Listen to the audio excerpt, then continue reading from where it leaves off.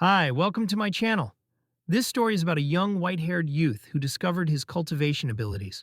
Not too long ago, unscrupulous humans dumped nuclear effluent into the sea on this world, causing a large number of marine organisms to mutate.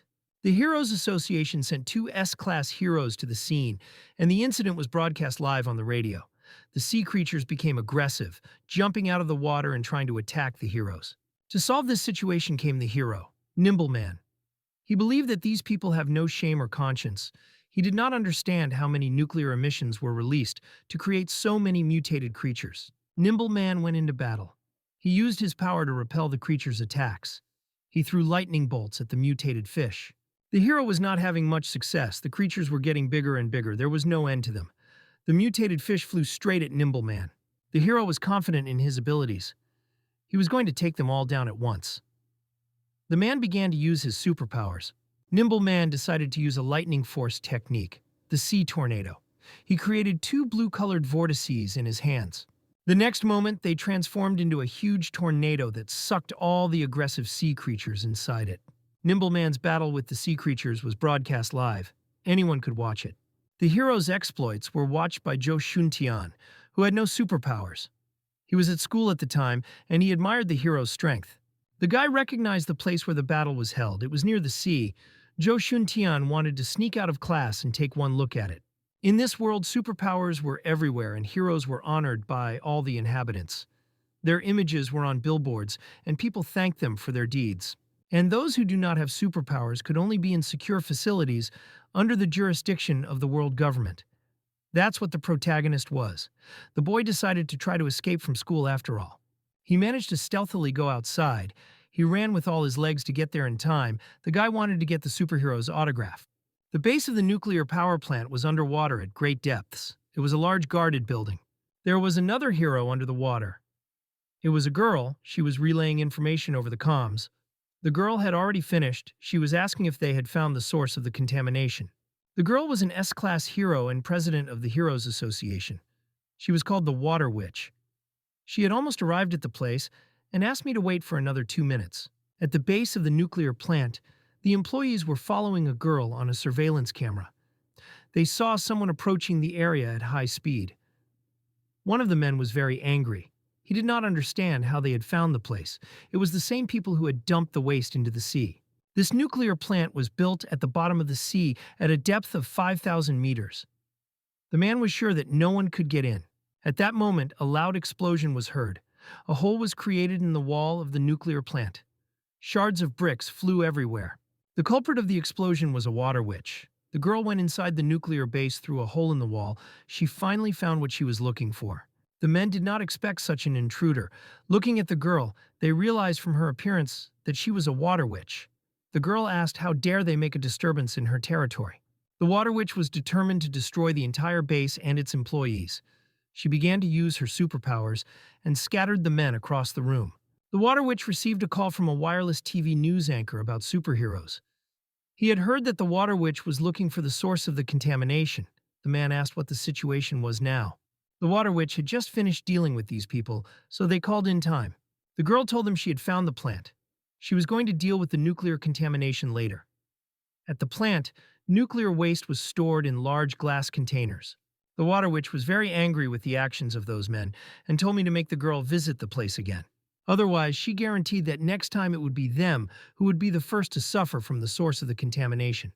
Zhou Shuntian was still watching the broadcast of the now Water Witch's feats. He admired the heroes and thought how good it was to have superpowers. The guy's monologue was heard by two passers-by. They saw Zhou Shuntian's clothes and immediately realized that he was from the animal husbandry school. The girl didn't understand how pets could roam the street, so she offered to teach him a lesson on behalf of the teacher. At this time, another hero flew across the sky. It was a girl in beautiful white robes. She was the ruler of the heavenly realm, Shiwanmu. The girl asked what was happening in this world. Shiwanmu thought all of this was an abomination, and these people were simply horrible. She was sure that they were not worthy of her soul. The girl wondered when she would have a chance to restore her physical body. Shiwanmu watched Zhou Shuntian's confrontation with two passers-by. The two were glowing with energy, while Zhou Shuntian was not. Shiwanmu thought that she had just found the right vessel. A passing man thought Zhou Shuntian didn't belong here. He called him a pet and told him to go back to his shelter. The guy was not afraid of his opponent. He asked if the man had superpowers and if his teacher had assigned too little homework. Zhou Shuntian clenched his hands into fists. The guy didn't take into account that these clothes were too conspicuous. Xu Wenmu liked the way the guy behaved, even in the face of the oppression of the powerful. He didn't admit defeat at all. The girl thought that he had a noble soul like her. Xu Wenmu was about to be absorbed into a guy's body. She wanted to see if he was worthy of accepting the Heaven Realm Sovereign. Xu Wenmu thought that this kid is good, and he, even in the face of oppression of the strong, does not admit defeat at all. It seemed to the girl that Zhou Shuntian had a noble soul like her. The girl was ready to be absorbed into him.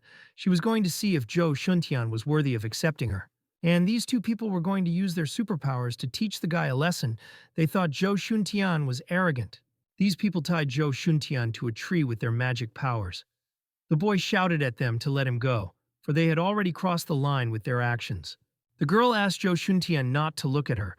She feels ashamed that they are bullying a defenseless child. The man said that he had recently learned a new technique and was going to try it out on Zhou Shuntian. The guy was startled and thought that he should have just ignored these two. At that moment, the man struck the tree Zhou Shuntian was tied to with his superpower and told him to listen to his command. The power penetrated the tree from the roots to the leaves. The man's strength prompted the mysterious creature.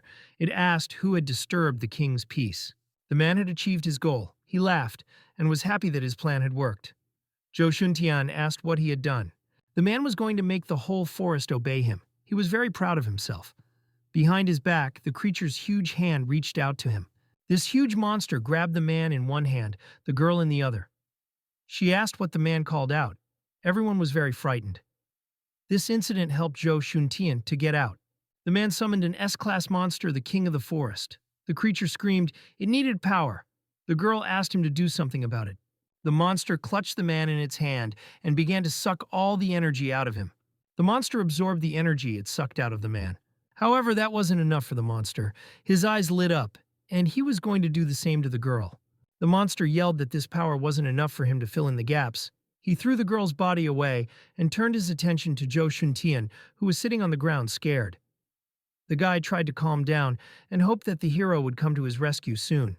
The monster realized that Zhou Shuntian had no superpowers. He didn't understand what the guy was doing here because it was bad luck. Zhou Shuntian was angry. He told the monster not to look down on him, and his powers would just slowly awaken. When they appeared on the guy, then he would kill the monster in seconds. The monster was amused by Zhou Shuntian's confidence. He laughed. It had been a long time since the creature had heard such loud words from bugs like a guy. He lifted Zhou Shuntian up by the scruff of his neck.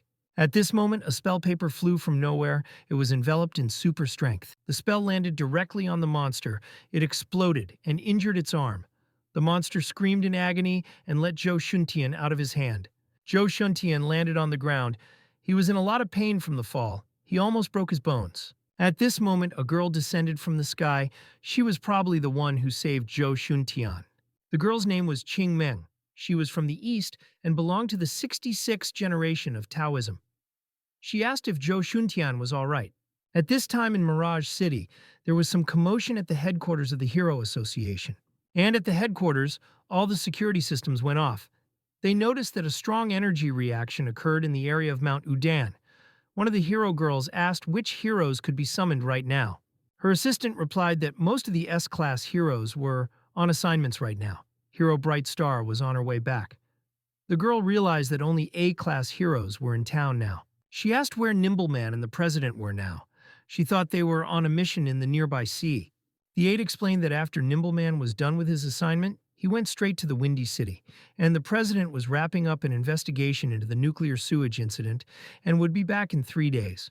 The girl was surprised that the president would be gone so long. She did not understand what to do in this situation.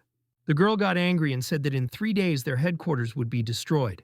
The girl ordered all A-ranked heroes in the city to gather immediately, set up a perimeter to prioritize the safety of the citizens. Mong walked over to Zhou Shuntian and asked with a worried look if the guy was all right. He already thought that he was finished, however, he was saved. Zhou Shuntian happily looked at the girl. The girl was very beautiful, and the guy asked if the firepower was available. The girl thought that she would be punished again at home for interfering. Zhou Shuntian was wrong. Ching Mong doesn't use superpowers. It was the Taoist talisman that helped her defeat the monster. The boy took the talisman in his hands. He was surprised, for it was the first time he had seen such a thing. At this moment, the monster woke up. It was still not completely defeated. The king of the forest roared fiercely. The boys looked at him fearfully. The forest king recovered his damaged arm in a blink of an eye. He was very serious to deal with the girl. He pulled his huge hand towards her and was about to make her bow to the monster. Ching Mong told Zhou Shuntian to stand behind her. The girl was going to use the power of the Taoist talisman again to fight the monster. She threw the talisman with the spell. At the king of the forest, a loud explosion sounded. However, the monster was not defeated. Its branches were heading straight towards the girl. It was going to attack her. Zhou Shuntian said that it was useless. No matter how many times it kept attacking, they all spread out. After realizing that the monster could not be defeated by talismans alone, Ching Mong began to use the technique. She turned to the great emperor and asked him to grant protection. Ching Mong used the indestructible barrier technique. A magic circle appeared around the guys, which was supposed to protect them. The girl told Zhou Shuntian to come closer to her and not to move. A protective dome appeared above them. The monster couldn't break through it. The forest king couldn't understand why, despite all his attacks, the guys were still alive. Zhou Shuntian was overjoyed. He exclaimed that these Taoist amulets were simply marvelous. Zhou Shuntian asked the monster if it was really S-class, if that was all it could do. The guy believed that they could overpower it even without a hero of the corresponding rank. These words made the king of the forest even more angry. He told Zhou Shuntian not to get cocky. The monster decided to use all his power as the king of the forest. Everything in this forest obeyed him. He roared fiercely. Zhou Shuntian's jaw dropped. Seeing the monster's true abilities, he only realized that he hadn't fought at full strength before. Ching Mong said that her amulets could only protect against normal attacks, but if this vine hit them, then something bad would happen. The guys thought that the best option was to try to run away from the danger. This moment, the monster with its lasso with all its might tried to hit the guys. They succeeded from jumping, but it seems to have hit the girl. The guys fell to the ground. A monster vine picked up from them. At this moment, another girl appeared nearby. She thought that this guy was very weak. The monster finally caught the guys. He held them with his hand and raised them to the level of his face. The king of the forest grabbed them with his huge hand. Now there was no way for the boys to get out of the monster's clutches. The monster began to draw life energy from Ching Mong. The girl had a horrible feeling while doing so. She couldn't believe she was going to die right here in such an inconspicuous place. At this moment, Zhou Shuntian's consciousness moved to some unusual place. He heard a voice that said that he was giving up early. The guy didn't understand who was talking to him. He was lying with his eyes closed. Zhou Shuntian woke up. His head was splitting. He didn't realize what this place was. Well, this guy's place was moved by Shiwan Mu. She said that the guy has a talent for cultivation. He should try to become immortal under her instructions. Shiwan Mu said that she is the one who will help Zhou Shuntian get out of this problem. Shiwan Mu asked what Zhou Shuntian thought about it. The guy asked if the girl could defeat that monster. She replied that of course she could once the guy allowed her to enter his body to train Zhou Shuntian to cultivate. In that case, the guy would be able to become immortal. It seemed to Zhou Shuntian that she didn't look like an evil being. The guy did not immediately believe Shiwan Mu. He asked how the girl would prove that cultivating would make him stronger. First, he wanted to see if she could defeat that monster. Shiwan Mu was furious that Zhou Shuntian dared to doubt her, and if she didn't need to recover her physical body, she would have killed him alive. The girl kept a nonchalant face and explained that cultivation offered many benefits.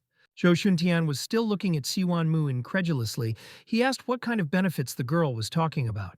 Shiwan Mu claimed that cultivation purified and calmed the mind and would also allow Zhou Shuntian to live for 1,000 years, in which case he would have plenty of time to study the world and the true meaning of all things. Zhou Shuntian thought that the phrase of 1,000 years sounded ridiculous, and even if it was true, he had no reason to live that long. However, this was not the end. The guy would be able to control the natural elements as well as move mountains and divide seas. The power to create or destroy the world would be in Zhou Shuntian's hands. The girl hit the guy with all her might with the ball. She called him a dumbass. Zhou Shuntian only needed to open her mind. In that case, Shiwan Mu would enter and share her power. Zhou Shuntian didn't understand what to do. Because of his weakness, this girl might die. He thought it was worth the risk to let Shiwan Mu enter his body. The guy decided to agree to the girl's proposal. He asked how he could let Seo Wan-mu in. The guy should only relax his body and calm down, and not resist the entrance of So Wan-mu's soul. Zhou Shuntian replied that he would do it no problem. He was willing to do anything if she helped deal with the monster. At this time, the Forest King had already massacred Ching Mong. He was about to do the same to Zhou Shuntian. The monster laughed and said that this pathetic little man had been so bold as to say he would stop him. However, Maxim, he would get to do it in his next life. At this time, Zhou Shuntian's body was taken over by Shi Wan-mu. The guy managed to let the girl into his body. Zhou Shuntian's body lit up with red energy. He was ready to kill the monster right now with Shi Wan-mu's strength. The Forest King thought that this was impossible after all. He had to absorb Zhou Shuntian's energy. Zhou Shuntian glared at him angrily. He was ready to use his new strength to fight him. Zhou Shuntian created a red ball and told the monster to die. The king of the forest couldn't move. The king of the forest was instantly burned in the fire created by the guy. He shouted loudly. Zhou Shuntian was still conjuring. Everything around him was red. Shi Wan-mu thought that even 10% of her strength would seem unbelievable to a guy. She had a plan for revenge. Zhou Shuntian landed on the ground. He didn't understand where this monster had gone. The guy was confused. It looked like he had come to his senses. Shi Wan-mu replied that the king of the forest had been absorbed into Zhou Shuntian's body. The girl said that once the guy started practicing her technique, he would be able to increase his strength. An airplane landed at the Shanghai City School for the Unawakened, and people came in. The school has evacuated the students, but the association has already sent out heroes to protect them. One of the guys wondered where Zhou Shuntian was. The other said that he had probably snuck out. In the neighborhood of the school, superheroes fought monsters in the woods. Superhero, a ranked 12th ranked superhero, Fire Executioner, participated in this. He used the Phoenix Indulgence technique to defeat these monsters. A ferocious flame appeared and enveloped all the creatures. There was another hero on the battlefield. He had a ferocious look, holding a cigarette in his mouth during the battle. It was an A-ranked superhero, the 10th ranked Lightning Blade. He used his powers. Fire Executioner was bored and wanted to fight the king of the forest. Lightning Blade thought they were out of their league. At this point, something strange started happening to the monsters. They stopped attacking the guys. All the creatures headed deeper into the forest in a flash. The Fire Executioner realized that probably the king of the forest had been defeated. All these monsters ran straight towards Zhou Shuntian. He didn't know what to do with them. The guy decided to use his power one more time. He held out his hand. However, he failed. There was no reaction at all. Shi Wan-mu explained that the first time he succeeded only with her help. The guy needed more training. The girl replied that the guy should run faster. He took the girl in his arms and ran away from the monsters. Lightning flashed in the sky, starting a terrible thunderstorm in the forest. Across this lush sky, someone was flying. He was trying to get to his destination faster. It was S-ranked hero Bright Star. He was in a great hurry. At this time, Chen Xingxuan, Nimbleman's daughter, was searching the forest for her bracelet. She wanted to check if her superpowers had recovered. At that moment, a bunch of monsters ran straight at her. The girl looked at them in surprise and became numb. She was scared. The girl didn't understand where these monsters were coming from. Chen Xinyuan started running away from them. She shouted for them not to come closer. Chen Xingxuan was very actively running away from danger. She didn't understand why she was so unlucky today. The girl ran from the monsters with all her legs, trying to save her life. Chen Xingxuan deftly jumped over the obstacles. She really hoped that she wouldn't die there. At this moment, Chen Xingxuan bumped right into Zhou Shuntian, who was carrying Ching Mong on his shoulders. The guy was very surprised. Chen Xingxuan told the guys to move out of the way, for she was trying to run away quickly. Chen Xingxuan couldn't brake in time. She crashed into Zhou Shuntian at high speed. Chen Xingxuan fell the guys to the ground and lay right on top of them herself. Zhou Shuntian was in pain from the fall. However, what warmed his soul was that Chen Xingxuan was lying on top of him directly with her breasts. He really liked this feeling. He thought he was in heaven. The girl apologized. She didn't think there would be anyone here but her. Zhou Shuntian said that there was no time to talk. They were surrounded. Zhou Shuntian thought that since Chen Xingxuan was alone in this wilderness, she was an awakened one. He told her to use her superpowers to escape from the bunch of monsters that surrounded the guys. Chen Xingxuan said that she was awakened, however, she had lost her bracelet. Zhou Shuntian didn't know that there were abilities that needed extra equipment to use. Zhou Shuntian doubted the veracity of Chen Xingxuan's words. He asked if she would definitely be able to kill these monsters with her bracelet. The girl was angry. She declared that it was true, and once she found the bracelet, she would kill those monsters in seconds. The guy said that it was for too difficult to look for her bracelet here, like a needle in a haystack. He put Ching Meng on the ground. The guy turned around and said that they were surrounded by monsters. Zhou Shuntian told Chen Xingxuan to take Ching Meng with him, and he was going to take care of those monsters. At this moment, on one of the monsters, Zhou Shuntian saw a bracelet similar to the one Chen Xingxuan was looking for. Chen Xingxuan replied that it was exactly her bracelet, and it was no wonder she couldn't find it since the monster had it.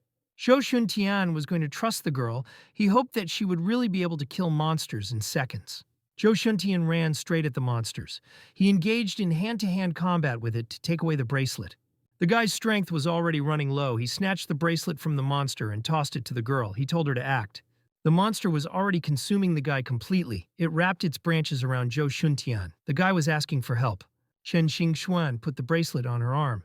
She told the guy not to worry, after all. They were safe now. She said that now the guy would see what she could do. She lifted all the monsters into the air with her powers in the blink of an eye. Chen Xingxuan was going to blow them all up right in the air. She snapped her fingers. At this moment, a loud explosion was heard. All the monsters were defeated. Zhou Shuntian watched the girl's strength with astonishment. The guy was amazed. He really liked Chen Xingxuan's strength. He thought it was very similar to the explosion of fireworks. At this moment, new monsters ran up to the scene. Zhou Shuntian didn't understand where so many creatures came from. They ran furiously at the guys. Chen Xingxuan was very confident in her strength. She was going to turn all these monsters into dust. The girl used her powers again. Many explosions were heard in the forest. Now for sure the monsters were defeated. The dust dispersed. The bodies of the monsters lay around the guys. Zhou Shuntian thought that her strength was incredible, and it was very powerful. Zhou Shuntian reached for the girl's bracelet. He asked what kind of device it was and if it could also if put on. The girl was embarrassed and said, "Don't even think about it. It was created especially for her, and ordinary people can't use it." Chen Xingxuan didn't feel very good. At this moment, the guys felt an earthquake. It was so strong that they couldn't stand on their feet. Zhou Shuntian didn't understand what was happening. In the next moment, the ground under Zhou Shuntian's feet began to crack. Zhou Shuntian falling into the cracks between the rocks. The two boys went under, the two of them screaming as they flew along with the rocks. The two boys went under, the two of them screaming as they flew along with the rocks. At this moment, someone came to the guy's rescue. He sent his Taoist amulets towards them, along with his power. Their savior was Dongfang Xiaoxuo, Qingmen's father. He asked why his daughter didn't listen to him. Trying to help the guys, he used the levitation technique. Dongfang Xiaoxu channeled his power upwards. The boys were up from the holes in the ground in a flash. They were floating in the air thanks to the man's strength. Lowering his daughter to the ground, Dongfang Xiaoxue asked if she had forgotten the rules of their family. At the main headquarters of the Hero Association, there was still a commotion. Tina was surprised that the energy source was gone. The girl thought that one of the heroes had defeated the king of the forest. Her assistant noticed that they hadn't received any reports. The girl thought that maybe the monster had gone into hiding. She told them to send a research team immediately and not to relax until they found the remains of the king of the forest. Meanwhile, in the forest, the research team was searching. They didn't realize which S-class hero had killed this monster. At that moment, the investigators noticed Zhou Shuntian and Chen Xingxuan lying on the ground unconscious. They thought the two civilians should be taken to the hospital. The research team took the boys to the city's main hospital.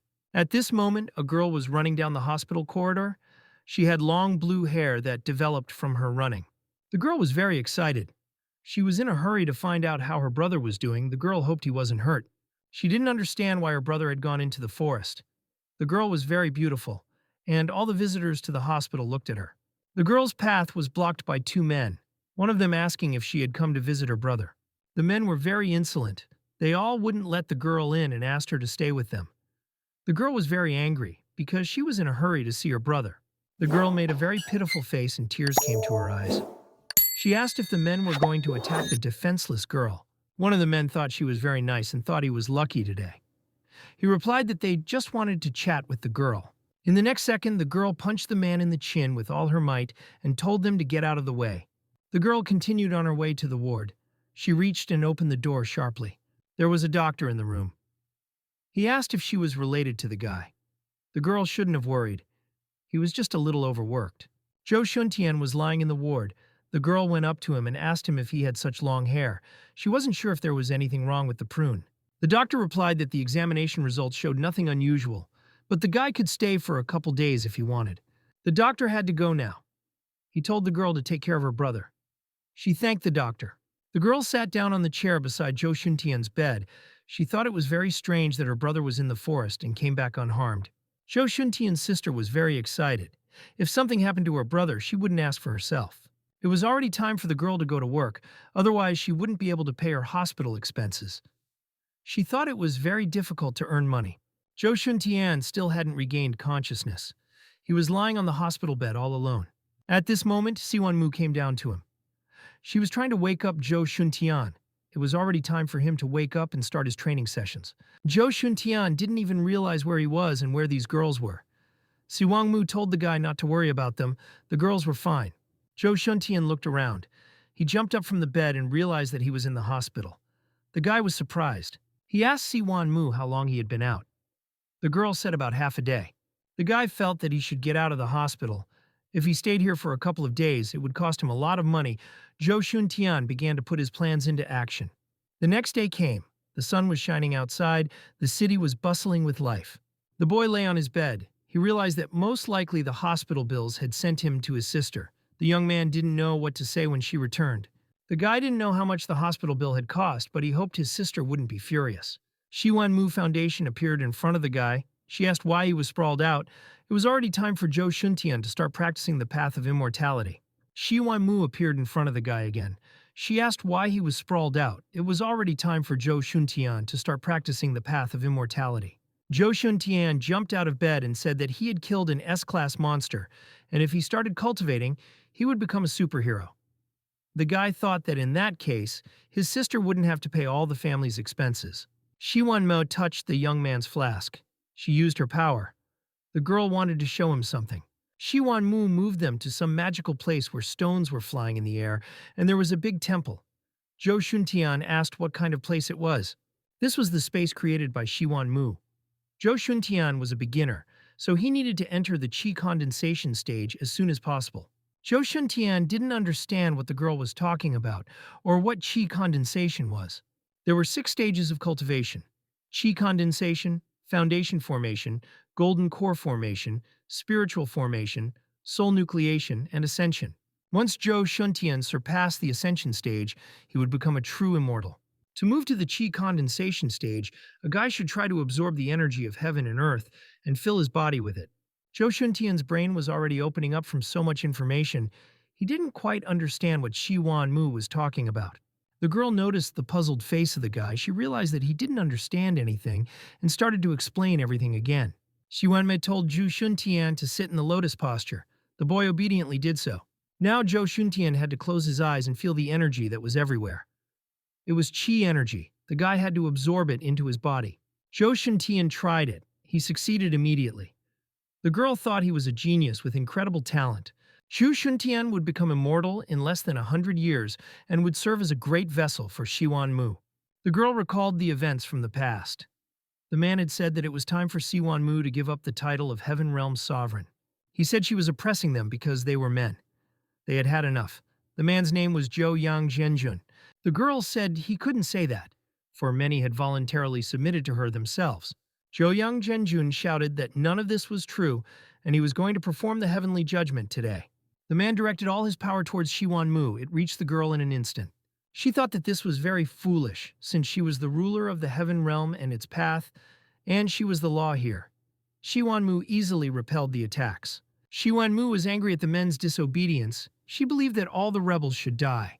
The girl decided to exercise her will. She directed a large amount of lightning at the men. They screamed and scattered. One of the men told Zhou Yang Zhenjun that she had been a cultivator for millions of years and they were no match for her. The man was nervous but said he had foreseen these events. The men just had to follow his plan. Shiwan Mu thought men were nothing. They were not worthy of the heaven realm level. A girl came up behind her. She laughed. Heavenly Orchid told Shiwan Mu that she shouldn't be so angry, and these men are very annoying. She made her some heavenly wine that would increase her power. Shiwan Mu smiled. She thought it was very nice of her. The girl was going to destroy men today and make the heavenly realm a world of women. Shiwan Mu happily drank the wine that the Heavenly Orchid had prepared. At that moment, something strange began to happen to her body. Apparently, there was some curse in the wine, and the girl was poisoned. Heavenly Orchid approached Siwan Mu. She touched her chest. Her projection flew out of the girl. Heavenly Orchid's expression changed from angry to angry in the blink of an eye, and the girl smiled. She said goodbye to Siwan Mu. Siwan Mu lost her physical body. Strange things were happening to her. An astral projection was flying out of her. At this moment, Joyoung Zhenjun threw the scroll of writing at Siwan Mu and shouted, "Now!" This scroll opened up. It began to absorb Siwan Mu's soul. It slowly sucked the girl in. Siwan Mu didn't give up. She asked if they thought they could seal the girl with this artifact. Joyoung Zhenjun didn't think so, but they had found another way to make it happen. He held the very same artifact in his hands. The man was about to send Siwan Mu into the abyss. He created a portal there. Zhou threw the scroll directly into the portal. It slowly spun around in the portal. Siwan Mu shouted something indistinctly. The scroll flew farther and farther into the abyss, never to return. Her soul has been wandering the abyss ever since. After everything Siwan Mu had to go through to enter this dimension, she wouldn't miss the chance to restore her physical body. The main headquarters of the Heroes Association was bustling with fruitful work.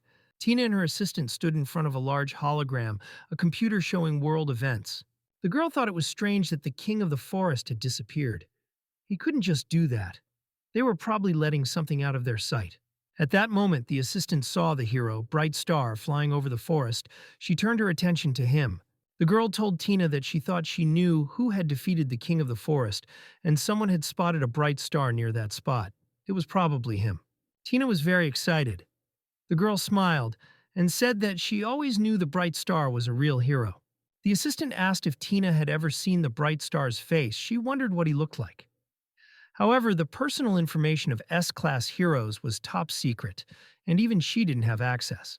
However, Tina had heard that he was very handsome, also a good man, because the money he earned went to support schools for the unawakened. She asked if she could introduce them. The assistant was embarrassed. She really liked the hero. She told Tina not to joke around like that anymore. The assistant was surprised to see Chen Xingxuan on the casualty list compiled by the rescue team. Tina was very scared. She asked what the president's daughter was doing there, if she was okay. The aide said that the recording shows that she checked out of the hospital and went home. The girl breathed a sigh of relief. They were lucky the president wasn't there, and if anything had happened to her daughter, she would have been furious. It was a clear sunny day outside. The city was bustling with life. Zhou Xuntian's sister did not understand why her brother left the hospital. The girl returned home. She looked around her apartment. Her brother was nowhere to be found. The girl started looking for him. Sister Zhou Xuntian went into his room. She opened the door and was surprised at what she saw. In the guy's room, things were flying everywhere, driven by his power. Zhou Xuntian practiced using his new abilities. The sister thought her brother had finally awakened. She was very happy. Zhou Xuntian said that it was because the girl wouldn't believe in cultivation, so the guy decided that the best way was to lie. The girl realized why Zhou Xuntian's hair became longer. He had gained his ability. The guy laughed and asked if the girl would cut his hair. The girl rejoiced. All she had to do was bring the scissors to fulfill the guy's request. The girl sat her brother down at the chair. She began to cut the hair on his head. The girl said that now that he had superpowers, he could transfer to an awakened school. Zhou Xuntian replied that he had not recovered yet and they had nowhere to rush. The girl replied that the sooner the better. It was close to her work, so the guy would be supervised. The girl didn't want today's events to ever repeat themselves. Zhou Xuntian agreed with his sister. She kept cutting his hair. At this time on the street, someone called out loudly for Siwan Mu. This person didn't realize where she was. It was celestial immortal Taiban Xingjun. He shouted that this dimension was too big and didn't understand how to look for the girl. He was a supporter of Siwan Mu. The man believed that all her abusers deserved to die, and the beautiful, graceful Siwan Mu was worthy of the title of Lord of the Heavenly Realm. The man was like a homeless madman. He was shouting in the middle of the street that when he got the girl back, he would torture Joyoung Zhenjun for hundreds of thousands of years. In the man's hands was a golden compass. At that second, it began to rotate. Taiban was very happy that his compass was finally working. He was very happy that Siwan Mu was in this city, for the man had been wandering in the mountains for too long. He cried with happiness. The Taoist temple on Mount Wudang was calm and peaceful. It was a clear, sunny day outside, light streaming through the windows of the temple. Kingman was lying on the bed in the temple. Her father was sitting next to her. The girl had just woken up. She didn't understand why she was at home. Dongfang Cheoksu was drinking tea at this time. He asked if his daughter had woken up. Kingman asked her father what happened to that guy who was with her. The girl was talking about Zhou Xuntian. Dongfeng Chaoksu was furious. He asked how dare she ask this. If he hadn't been there, the girl would have been sent to the hospital. The Taoists have been hiding from the outside world for many years, but because of Qingman's actions, they were almost exposed. The girl was depressed. She apologized to her father and admitted that she had acted rashly. Dongfeng Chaoksu said it was good that she was creating her mistake. He told her to never contact outsiders again. The man said that the boy was found by the rescue team and Qingman shouldn't worry about him. The man had already taken away the ancient scriptures the girl had borrowed. He came up with a punishment for her. Qingman felt guilty for what had happened. She was willing to fulfill this punishment. The world the characters lived in was never fair. Zhou Shuntian pondered this while brushing his teeth. Some people born into the hero family inherit the abilities of both parents, thus becoming even stronger.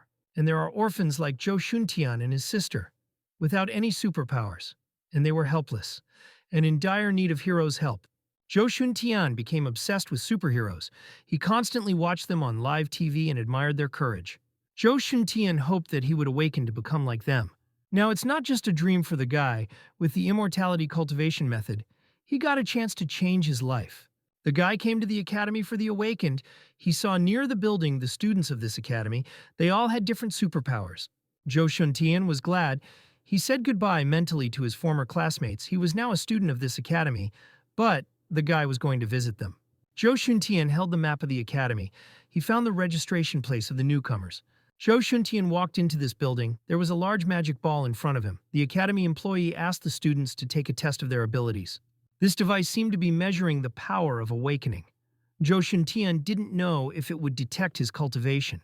At this moment, 2 cars were flying over the city, and from them the whole city was visible, as from a bird's eye view.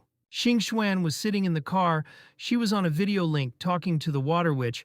She had instructed Dr. Sam to look into the problems with restoring her powers. The girl agreed with her mom. She explained that yesterday was a fluke. Xing Xuan had almost arrived, so her mom shouldn't have been worried. The car landed. A crowd of people gathered around it. They greeted the car cheerfully. Xing Xuan got out of the car. She said hello to all the fans and wished them a good day. The whole crowd was crazy about the girl. It consisted of mostly men who were fanatical about Stan Xuan. The men thought the girl was very nice. She was not only pretty but very intelligent. Her grades were among the best. One of the men told everyone to disperse to the side and stay out of the way. He followed Xing Xuan. He was Wang Jirong, the son of the richest man. He dreamed of making Xing Xuan his girlfriend. When the lad inherited his father's property, she was to be part of his harem. Zhou Shuntian walked out and the academy building. He exhaled a sigh of relief. He thought that he had passed everything and only had to wait for the results. Zhou Shuntian noticed Xing Xuan on the street. He realized that it was the girl he met in the forest. The guy decided to say hello. Zhou Shuntian ran towards the girl. Wang Jirong noticed this. He thought the guy was chasing Xing Xuan. He was shocked. Wang Jirong told his men to stop him. One of the men was ready to do it. He said to rely on him. The man sent his water power towards Zhou Shuntian's leg. At this time, the guy was running after Xing Xuan. In the next moment, the water force enveloped the guy. He was inside the bubble. Zhou Shuntian didn't understand what was happening. In the next moment, the water force enveloped the guy. He was inside the bubble. Zhou Shuntian didn't understand what was happening. Zhou Shuntian, while in the bubble, asked who they were and why they were using superpower on him. Wang Jirong told him to let him go. Wang Jirong said that Zhou Shuntian was quite bold since he dared to pursue his future wife. Zhou Shuntian didn't understand which future wife Wang Jirong was talking about. One of his men shouted that this girl the guy was following. Their boss liked Chen Xingxuan and everyone in the school knows it. Zhou Shuntian asked, so what if she ignores him, then it is unrequited love? Another supporter of Wang Jirong explained who the guy was and also explained Chen Xingxuan's status. He believed that this couple was blessed by the heavens themselves. Wang Jirong liked this man's words. He decided to reward him with a bundle of money. His man rejoiced and gratefully accepted the award. He told Zhou Shuntian to apologize to their boss and swear that he would never go near Chen Xingxuan again. Zhou Shuntian was angry. He asked what would happen if he didn't. All of Wang Jirong's people changed their appearance in an instant. They began to use their strength. A crowd gathered around the guys. They thought Zhou Shuntian was a fool for provoking Wang Jirong. They asked if it was a newcomer. Wang Jirong told 3 of his men to deal with him. Whoever is first will get a bonus. A weekend at the boss's villa. The first to go into battle was one of Wang Jirong's men. He was very eager to get the reward. Behind him, all the others flew into the battle. The man with the power of water began to use it again. The other guy had the strength of an enhanced fist.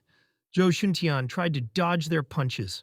After absorbing the spiritual energy, Zhou Shuntian's body became very light and he became very agile. Zhou Shuntian dodged the blow. He saw another person flying at him from the sky. He grabbed the guy by his jacket and lifted him up into the sky. The man had wings.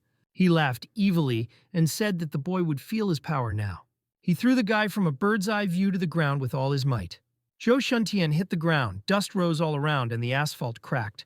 Zhou Shuntian survived. He used energy to defend himself, otherwise he wouldn't have survived. This man was very surprised that Zhou Shuntian was unharmed. He thought that it was impossible.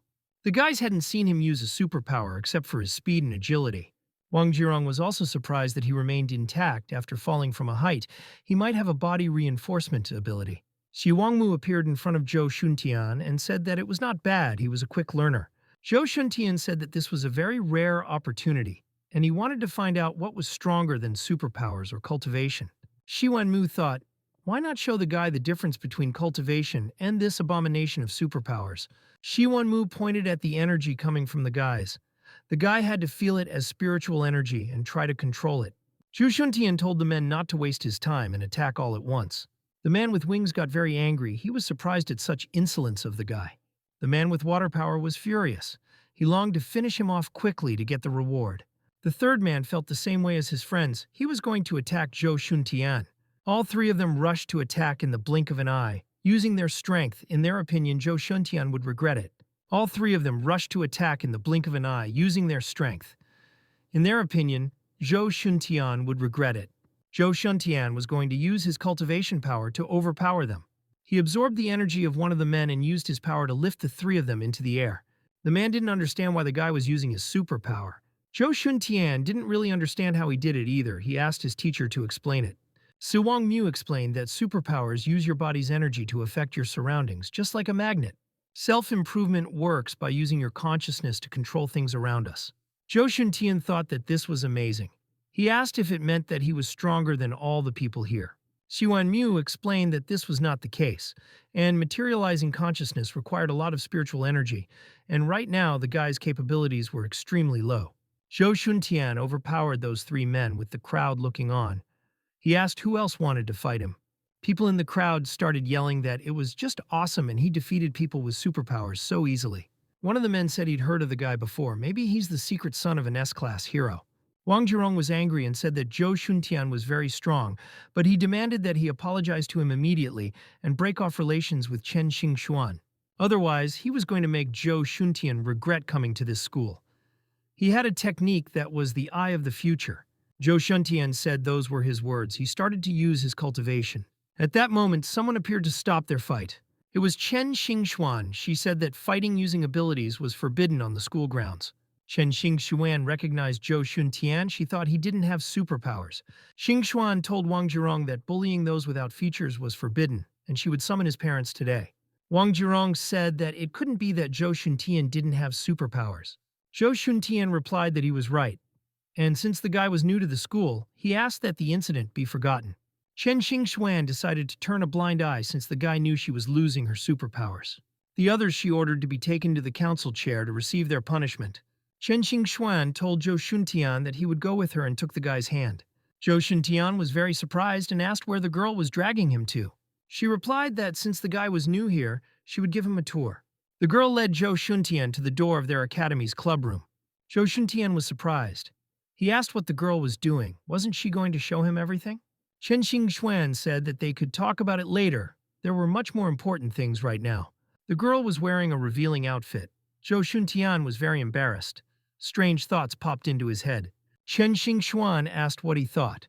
The girl just wanted him not to tell anyone about what happened in the forest. Zhou Shuntian didn't understand after all. The girl was very cool in the forest. Why was there a need to hide it? Zhou Shuntian thought that Chen Xingxuan likes to hold on to the pull. At that moment, the door of the club room opened. Right outside the door was Zhou Shuntian.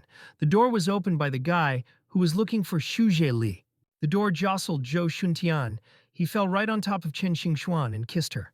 The guy's hand fell right on the girl's chest. It turned out that he knocked her down, they fell and kissed. In the next chapter, the students of the student council system and the faculty are connected, one of the men showing this. Everyone was surprised by Zhou Shuntian's evaluation of this system. The door was pushed open by Zhou Shuntian. He fell right on top of Chen Xingxuan and kissed her. The guy's hand fell right on the girl's chest. It turned out that he knocked her down, they fell and kissed. The guy who went into the room in the club room couldn't find something. He looked around. At this moment, he saw Zhou Shuntian and Chen Xingxuan lying on the floor. The guys were kissing. The guy was scared. He apologized for interrupting and ran away from the room. The guy was surprised that Chen Xingxuan was there with some guy. He thought it was a sensation and had to tell everyone. Chen Xingxuan became embarrassed and told Zhou Shuntian to get off her. The guy started making excuses that he didn't do it on purpose. It was just an accident. Chen Xingxuan said that she would kill Zhou Shuntian if he told anyone about what happened here. Chen Xingxuan turned around and thought that she should become a boyfriend. She couldn't let him walk around and gossip. Zhou Shuntian stood in the room in a stupor. He thought it was dumbfounding. Chen Xingxuan ran out to chase after that guy. She told him to stand still. Chen Xingxuan started to use her powers on the guy. She lifted him into the air. Chen Xingxuan angrily told him to forget about what he had just seen. The guy was scared. He asked for mercy. The guy had already forgotten everything. At that time, a door opened in the student council chamber and someone entered. The man there apologized to Wang Jirong, who walked in. There was nothing they could do as it was an order from the president. Wang Jirong said that it seemed to be true. The man offered his help if he needed it. Wang Jirong felt that the student council should be able to get a list of students who took the entrance test today. The man responded that it is, and the student council's management system is connected to the instructional system. The man activated the system and showed Zhou Shuntian's profile. He had an S rank. Wang Jirong didn't understand how this was possible. Probably the device had malfunctioned or he had cheated. His type of superpower was not analyzed, but the level of strength in his body was found to be extremely high. One of the guys realized that if he obtained such a rank, he would be placed in the Chen Xingxuan class. Van Jiron asked if they can manipulate the data. The man said there is nothing they can do, the council chair is only looking at these results. Wang Jirong got angry and thought that there were still many ways to throw him out. It was a clear sunny day in this world. The sun was shining and cars were driving on the highway. Rank A hero. Sang Lan was after her target. Stark, a wanted criminal. She was watching him from around the corner. Stark found the scent of calm disgusting. He stood with his men. He was very angry. He wanted to destroy everything around him. The man felt he needed to calm down and had better things to do now than destroy. Stark noticed something was at his side. The man turned around. Stark thought it looked like he was being followed. It was. There was Sang Lan standing around the corner. At that moment, a cab pulled up to him. The driver smiled and asked if he needed a ride. Stark clutched the cab with his hand. He was very angry. He approached the cabbie, took him by the head, and asked him how dare he talk to Stark. He was going to teach the man manners, and set about using his power on him. Stark's tentacles went to the man. They wrapped around his head. Passers-by didn't understand what this guy was doing with the cab driver. They looked at them in surprise. Songlan asked all the passers-by to disperse. She was going to help the cab driver. The girl ran up to the cab driver. However, she did not see Stark near the car. The cabbie was already dead. The girl was angry that she had lost Stark and couldn't help the man. The cabbie was already dead. The girl was angry that she had lost Stark and couldn't help the man. Sung Lan thought that Stark had done it again. At this time, he had already merged with the crowd. He smirked because he thought the pathetic A-rank hero was out to get him. At this time, it was a clear sunny day outside, with clouds slowly floating in the sky. Zhou Shuntian received the results of the entrance exam. He was placed in the A-rank class. His sister, Yunshu, will be very happy when she comes home and sees his results. And as long as Zhou Shuntian was free, he should use this opportunity to cultivate. He wanted to get to the Qi refining stage. Zhou Shuntian started practicing his cultivation abilities. He was very focused. It seemed strange to him that he couldn't feel any Qi energy. Shiwan Mu appeared beside Zhou Shuntian. She said that there was very little Qi energy here, and yesterday the guy had absorbed all the nearby Qi in one fell swoop. If a guy wants to cultivate, he needs to go to a place where nature is well preserved, like the forest he was in. The girl laughed and said that actually the Qi that the guy absorbed yesterday, she had gathered in the forest beforehand. Zhou Shuntian was surprised that all of his abilities were a trick and the girl was using tricks. Suddenly there was a loud knock on Zhou Shuntian's door. Zhou Shuntian thought that his sister must be at work. The guy didn't realize who it could be. Taiban came to Zhou Shuntian's door. He was looking for Siwan Mu with his compass. Zhou Shuntian opened the door and asked who the man was looking for. Taiban threw himself into Zhou Shuntian's arms and said that it was a miracle that he had finally found him. He called Zhou Shuntian Siwang Mu. Zhou Shuntian got angry and demanded to let him go. He didn't know who the man was. Taiban still didn't let go of him. Then Zhou Shuntian kicked the man right in the face with his foot. Zhou Shuntian apologized and said it was the man himself who made him do it. At this moment, Siwan Mu flew out. The man's voice seemed familiar to her. She asked what Taiban was doing here. Zhou Shuntian asked if the man was a friend of Shiwang Mu. The girl replied that it could be said that he was. At this moment, Taiban's soul flew out of his body and flew to Shiwan Mu. He threw himself into her arms. The girl told him to stop being such a crybaby. She asked him where her physical body was. The guy rushed to this world through the spatial portal to save the girl and forgot how to return. Shiwan Mu angrily called him an idiot, because in that case, there was no point in looking for her. The guy was going to help Zhou Shuntian cultivate, because that way Siwan Mu would be able to recover her physical body.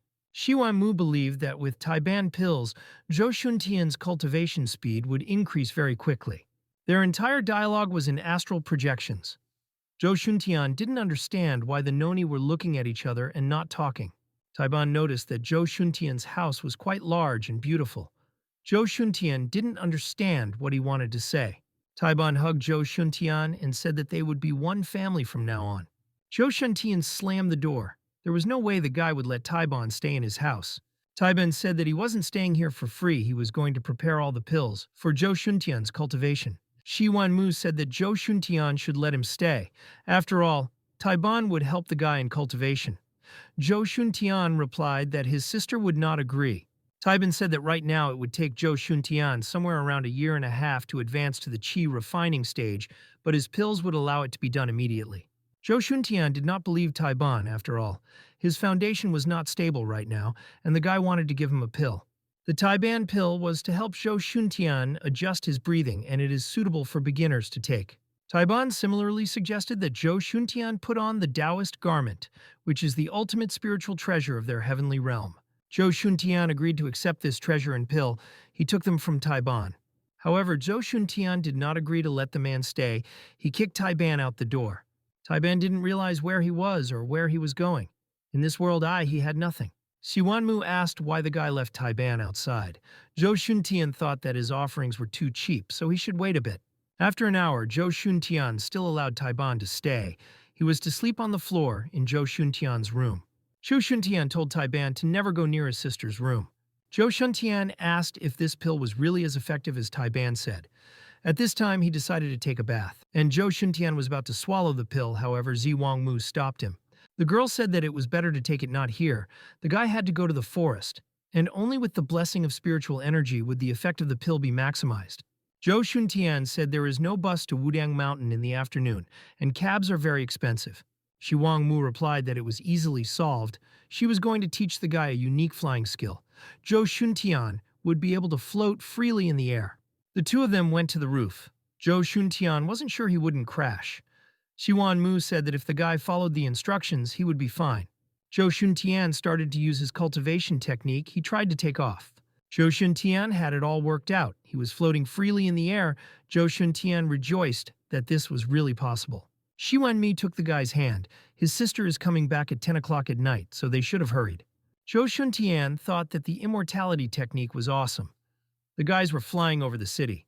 The boys flew to the forest. This place was rich in spiritual energy, so they decided to train there. Shiwan Mu explained that it was an advanced pill and the guy could absorb the energy without worrying about it affecting his shell. Spiritual energy was used to transform the energy inside the pill. Zhou Shuntian had to use his spiritual energy to activate the pill, and the more energy transformed, the better the result would be. Zhou Shuntian started to do so. He began to transform the energy within the pill. It seemed to Zhou Shuntian that it was very warm and the power of the pill spread throughout his body, and every time the power in his body became more and more powerful. Zhou Shuntian had moved into some kind of world. He didn't understand how he got here or what the ball in front of him was. Shiwan Mu explained that this orb contained the monster that the guy had absorbed earlier. Now he could try to purify it with his spiritual energy. In the balloon sat the king of the forest. He didn't understand what this place was and demanded to be let out. Zhou Shuntian began to use his purification power. Something strange began to happen to the forest king. He shrank into a small ball. Something started to happen to Zhou Shuntian's body as well. He absorbed the monster's energy. Lightning bolts appeared around him. Zhou Shuntian had finally entered the qi cultivation stage. Siwan Mu congratulated the guy. Someone came to the forest, to the scene of the advent. They thought there was something wrong with the information they got from the Hero Association. Judging from the scene, a battle of this magnitude could not destroy the Forest King, to the point where there was nothing left of him.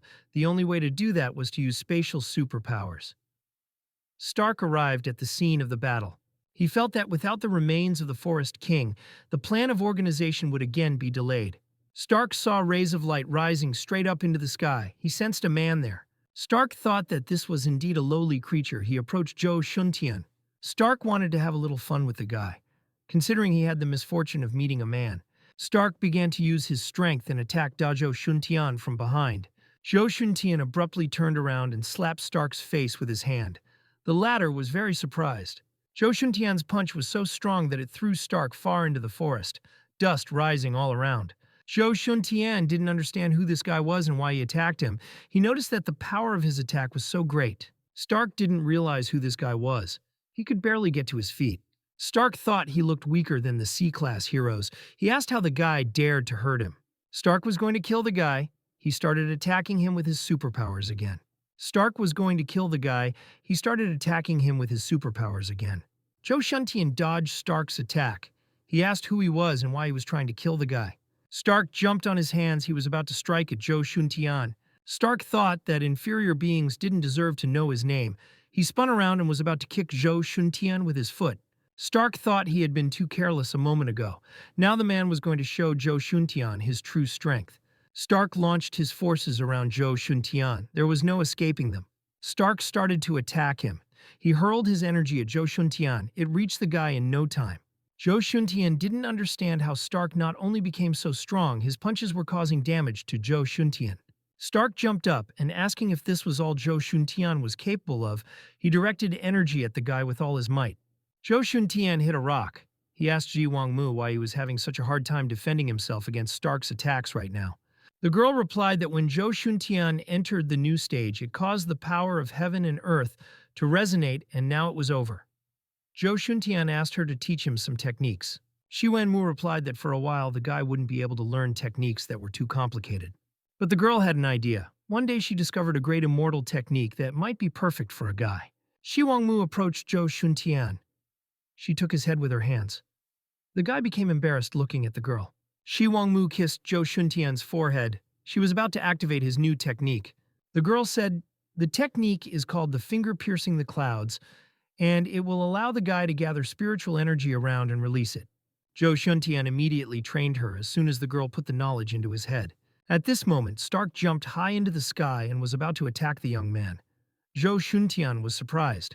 Stark said that Zhou Shuntian had gotten him once, but his life would end here. He created a magic ball. Zhou Shuntian gathered all his energy.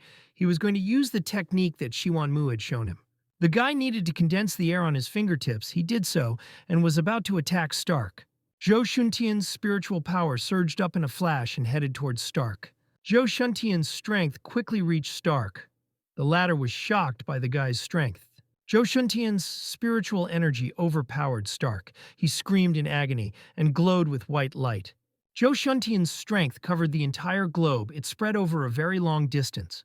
Zhou Shuntian thought that the strength of this immortal technique was so great. Shi Wanmu hugged the guy. The girl was sure he could do it. She really wasn't wrong about him. Shi Wanmu hugged the guy so tightly that he couldn't even breathe. At this moment, the alarm clock on Zhou Shuntian's phone rang. It was 11 o'clock in the evening. Zhou Shuntian took out his phone and looked at it with surprise. It was already very late, and he would not feel bad for being late. Zhou Shuntian, along with Shi Wangmu, ran home so as not to worry his sister. At this moment, Yunshu was playing cards together with Taiban at the table. They seemed to have found common ground. The girl got 4 twos and showed them to Taiban, putting them on the table. Yunshu was very happy she had won again. Taiban looked at the girl's cards in surprise. Taiban said that didn't count, and their mortals had the advantage of playing games of their own invention. The man offered to play again. Yunshu replied that she could beat Taiban all she wanted. At that moment, Zhou Shuntian walked into the apartment. The guy said hello and said he was back. He was surprised that the guys were getting along so well. Yunshu laughed and told her brother that his friend was very stupid. Zhou Shuntian said that he forgot to discuss it with his sister beforehand, and Tangban would stay with them for a while. Yunshun smiled and said that she didn't mind, and it was fun to have a lot of people in the house.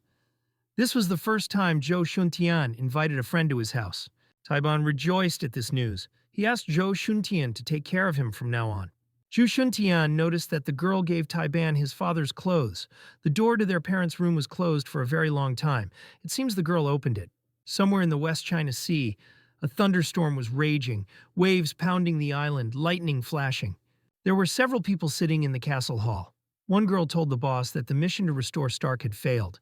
Stark said that this place is the headquarters of the Hero Association, but it is still very difficult to recover the remains. The girl said that her power was a tree of life, and whoever ate her seeds could determine his condition and location.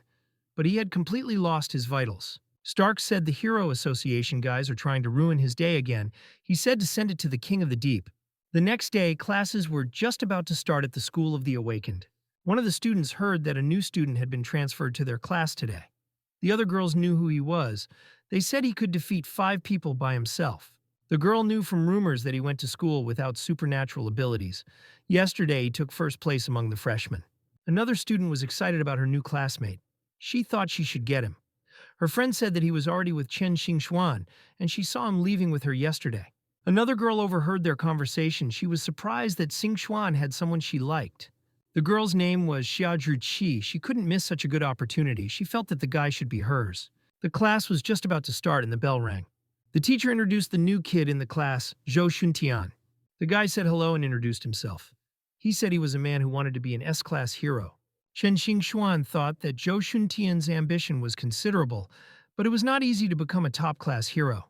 There was an empty seat next to Chen Xingxuan.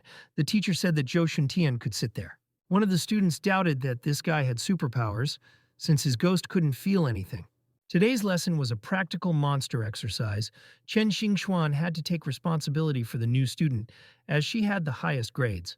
At this moment, Xiaozhu Qi raised her hand and turned to the teacher. The girl said that she too would like to meet her new classmate and asked to be in the same group with him. She wanted to steal the guy away. The teacher allowed it. All the students began to ask who this guy was. What was the attention to him? Zhou Shuntian was envious and considered to be of high origin. Wang Jirong was very angry at this attitude towards Zhou Shuntian. He wanted to definitely teach him a lesson. The teacher told the boys to be quiet. They had to go to the field to practice. The practice field looked like a huge hall with a holographic floor and walls. The boys had to take their seats. Zhou Shuntian noticed that there was very little spiritual energy in this place, and he didn't know if he could use his finger piercing the clouds. Xiaozhu Qi ran up to Zhou Shuntian and clung to his arm. Zhou Shuntian asked who this girl was. Xiaozhu Qi introduced herself. She smiled and said it was nice to meet you. The girl said that the guy was really cool yesterday, and she saw everything. Zhou Shuntian laughed and said he wasn't that cool. Chen Xingxuan approached them. She advised the guy not to believe her bullshit. Xiaozhu Qi didn't even come yesterday. Xiaozhu Qi asked how Chen Xingxuan could falsely accuse someone like that because it was so low. The girl said that Zhou Shuntian should believe her, and she really was there and saw everything. Chen Xingxuan clutched at the guy's other hand. She had seen the guy, and as long as she was here, she wouldn't let the girl brainwash him. The two girls were fighting over Zhou Shuntian. They looked at each other angrily. Zhou Shuntian didn't understand what was going on. Xiaozhu Qi asked if Zhou Shuntian believed her. Chen Xingxuan demanded the guy to answer who he trusted more. The teacher said that the exercise would start soon and asked him to prepare for it. Zhou Shuntian exhaled a sigh of relief because he had avoided this showdown. A black ball appeared above the students. Magical energy emanated from it. Similar balloons appeared in each sector where a certain group of guys were. Chen Xingxuan asked which monster they were going to fight. Xiaozhu Qi replied that the monsters were random, and each group had different monsters. At that moment, a monster began to emerge from the black ball, which would be the guy's opponent in this challenge. Long tentacles appeared. Fighting the guys will be an octopus with an ice spine. The monster's ability was sea level. Freeze, illusion, regeneration. Upon seeing the monster, Chen Xingxuan realized that it was the one she hated the most. A giant octopus began to attack the boys. They jumped back from his attack. Zhou Shuntian was going to try to use his power. He concentrated it in his finger. Zhou Shuntian used a finger technique. Piercing through the clouds, energy moved towards the monster. The technique used didn't damage the monster. It didn't even scratch it. The girls looked at Zhou Shuntian with disbelief. They were unpleasantly surprised by the weakness of his strength. In this isolated space with weak spiritual energy, this ability works very poorly. The octopus was furious. He raged and started moving his tentacles. Its tentacles were trying to hit the guys. They were moving with great speed.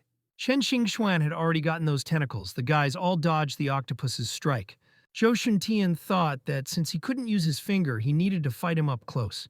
The guy flew up to the tentacle and cut it in two with his hand. He was going to cook takoyaki out of the octopus. Chen Xingxuan was surprised that the guy didn't know that cutting off the tentacles of the ice octopus was forbidden. After all, it was a well-known fact of monstrosity. A fog appeared all around. The octopus became even more angry. Zhou Shuntian looked around. It seemed to him that there were more tentacles. They were approaching the guy. Chen Xingxuan used her powers and directed them towards Zhou Shuntian. She lifted him into the air and told him to come back here. Once he cut off the tentacles of the ice octopus, he would activate his ghost mist skill, and it was harder to attack him. At this moment, 3 more octopuses appeared in front of the guys. They looked at them in surprise. Shichuki told the guy that it was a great attack, but he shouldn't do that again. Test time is limited and they can't waste any more of it, she told Chen Xingxuan to leave the monsters to her. The girl put on a mask and activated the shadow assassination mode. She ran into the battle. Attacking the octopus's weak point was the way to get rid of these phantoms. The girl set about doing just that. Thus, Yaxia Zaichi found a real octopus. She flew at it with the ball, trying to hit it. The girl thrust her blade right into the octopus's eye. However, the octopus was not harmed. It dispersed, and the fog reappeared around it. It looked like this octopus was also a fake octopus. Xiaozhi was very surprised by this. The tentacles reached for the girl. The octopus's tentacles grabbed the girl and held her tightly. She screamed. There were 30 seconds left. Until the end of the training session, the guys had to hurry up. Chen Xingxuan used the octopus explosion technique. Zhou Shuntian did not understand why the girl was blowing up the tentacles. Chen Xingxuan said that the situation will no longer get worse. The weakness of the octopus in his eye. Now the guys do not have time to look for a real body. Chen Xingxuan thought that in that case she should blow up all the octopuses at once. The girl began to do so. However, her efforts were not successful. Out of the fog showed tentacles that moved quickly towards the girl. The tentacles grabbed Chen Xingxuan along with Xia Zhiqi. The girls were screaming loudly. Zhou Shuntian was also grabbed. Xia Zhiqi didn't understand how the octopus became so big, whether it was using an illusion for them to underestimate the enemy's strength. There were 10 seconds left until the end of the training session. Chen Xingxuan thought that it was over and they had failed the test. Zhou Shuntian cut the tentacles and told the girls not to despair because there was still enough time. Last night on the way home, Zhou Shuntian asked Shiwan Mu what he should do if the spiritual energy of heaven and earth was very scarce. The girl replied that he should use his own energy. And all this time Zhou Shuntian was accumulating his spiritual energy. It became very concentrated. Zhou Shuntian was going to show the monster his true strength. He would once again use the heaven-piercing finger technique. His energy went straight through the octopus's eye and flew out the other side. Apparently his strength was enough to overpower the monster. He let the girls go. There was a hole in the wall of the building because of the guy's actions. The guys didn't realize who had such destructive power. Chen Xingxuan praised Zhou Shuntian, but he couldn't believe that he had killed the monster in one move. Xia Zhiqi was surprised to see such strength from the guy. The trial was over. Group D had the best score. It was Zhou Shuntian and the girls' group. Wang Jirong said that Zhou Shuntian did well and got a better score thanks to the girls' help. Zhou Shuntian laughed and replied that envy does make people behave differently. Wang Jirong asked, dare a guy to play another game with him on the same court in 3 days? If he plays, you have to get out of school. Zhou Shuntian smiled and asked what would happen if he still won. Wang Jirong replied that in that case, he would kneel down and call him daddy 3 times. Songlan was sitting at home watching the news. It said that last night a ray of light appeared in the forest of Wudong Mountain, and many people would share pictures of it. Some net users speculate that this is related to the forest king that recently swooped down on the city. The girl was eating noodles. She was surprised that it was about an S-class monster. She called Marin and told him to help her find out if there had been any major incidents in the mountains where Stark had been showing up in recent months. Qianlan stood up from the table and thought that she should go to the forest first. The girl got on her motorcycle and drove down the highway into the woods at night. She was told over the comms that Stark had been to several cities that had S-class monster attacks, and they all happened before he went there. The girl's hunch turns out to be correct. Stark's organization is working on merging humans and monsters, and he may be trying to recover the remains of the Forest King. The next day came. The weather was warm in the city, airplanes were flying in the sky, the leaves of the trees were rustling in the wind. Zhou Shuntian returned home with Shiwan Mu by his side, Tangban working at the table. Zhou Shuntian asked if the girl had a better technique. since there were many restrictions on the finger piercing the clouds. Shiwanmu replied that there was no quick solution to learning immortal techniques. For now, there was too little spiritual energy in the guy's body. Zhou Shuntian asked Tangban if he still had the pill that made a guy cultivate quickly. The man replied that such pills could only be taken in a special place or at a low level. Tangban gave Zhou Shuntian 2 other pills, one to increase the strength of his techniques, the second to heal his wounds. The guy thought it was better than nothing, took the pills. It was already late. Zhou Shuntian was about to go to the forest to absorb spiritual energy. Sanglan found Stark in the forest. She told him that he had been arrested. Stark thought it was the unluckiest day of his life. It took him half a day to recover his body. Sanglan started to attack Stark. She shot at him with her gun. He skillfully dodged the bullets. Stark shouted he was in a very bad mood. He jumped up and swung at the girl. Sanglan was surprised that Stark had such a powerful strength. She defended herself from the blow with her iron arm. Stark kept getting angry at Zhou Shuntian. The next time the man saw him, he would chop him into pieces. Stark stepped his foot on the back of the Sanglan metal animal and called it scrap metal. Qianlan activated the mark on her hand. It glowed yellow. Her metallic arm also glowed, her magic power activating the mechanism. The girl was about to attack Stark. She signaled to her iron pet. At that moment, the iron creature wrapped its tail around Stark's leg. The other leg it grabbed with its jaws. Stark thought he had just recovered his body, but not his powers. Since it was raining, he was going to use a deadly energy tornado. The tornado rose into the air. The ground began to crack beneath Stark. He told the girl to die.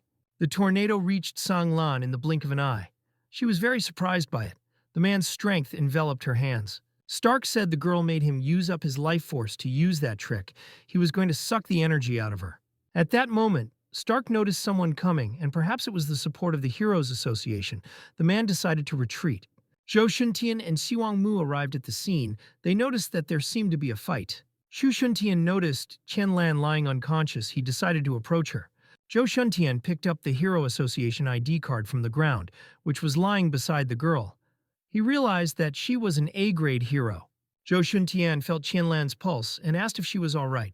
The girl had a weak pulse and was badly injured. Zhou Shuntian asked what to do since it was too late to take her to the hospital. Shiwanmu remembered that Xiaobai had given the guy a soul salvation pill. It could be given to a girl. Zhou Shuntian tried to give Qianlan pills, but in her condition, there was no way she could take medicine at all. At this moment, the guy had an idea on how to get the medicine into Qianlan's body. The guy thought it would be like some TV show. He took the pills in his mouth himself and kissed the girl. Qianlan woke up in a flash. She blushed and took a breath. The soul salvation pills began to take effect, the energy slowly beginning to heal her. Zhou Shuntian was surprised that the medicine acted so quickly and the girl wouldn't need much time to recover. At this moment, Zhou Shuntian noticed the girl's iron pet that was nearby. The animal showed Zhou Shuntian a hologram of the one who had attacked them. It was Stark. Zhou Shuntian thought he had dealt with the man. He asked if he had attacked the guys. The pet extinguished, Zhou Shuntian asked if he wanted the young man to follow him. At this time, Ching Mong was in the forest. The girl was picking mushrooms. Her father was out of town again. She'd have to deal with dinner herself. The girl was spotted by Stark. He was surprised that a person without superpowers was in such a place. Stark decided that with Ching Meng's help, he could recover his strength by absorbing her energy. It was a dark night. Strange things were happening in the forest, and battles were breaking out. The steel pet was leading Zhou Shuntian towards their abuser. The young man carried Qianlan on his back. Suddenly, the guy saw a loud explosion. He realized that someone was fighting up ahead. Zhou Shuntian saw Stark fighting Ching Meng. He didn't understand what a girl was doing in the forest at a time like this. Zhou Shuntian put Qianlan on the ground and told her iron dog to stay here and protect her. He himself was going to take care of Stark. At this time, Ching Meng was fighting Stark. She didn't understand how this guy could be so agile. All her techniques didn't hit the man. He wasn't worth letting close. Stark was surprised. He thought this girl was a worthless person. He didn't understand how she could hurl a piece of paper with such force. Stark thought that such a big noise would attract people from the Heroic Association, and he would be in trouble, so he should kill her. Stark threw the tree he himself had uprooted at the girl. Ching Meng couldn't count on her father coming back now, so she had to deal with it herself. The girl threw the Taoist talisman at the tree. It exploded right in front of her. Stark appeared abruptly out of the dust veil. He was heading towards the girl, wanting to attack her. Ching Meng didn't expect this. She thought she was in a bad situation.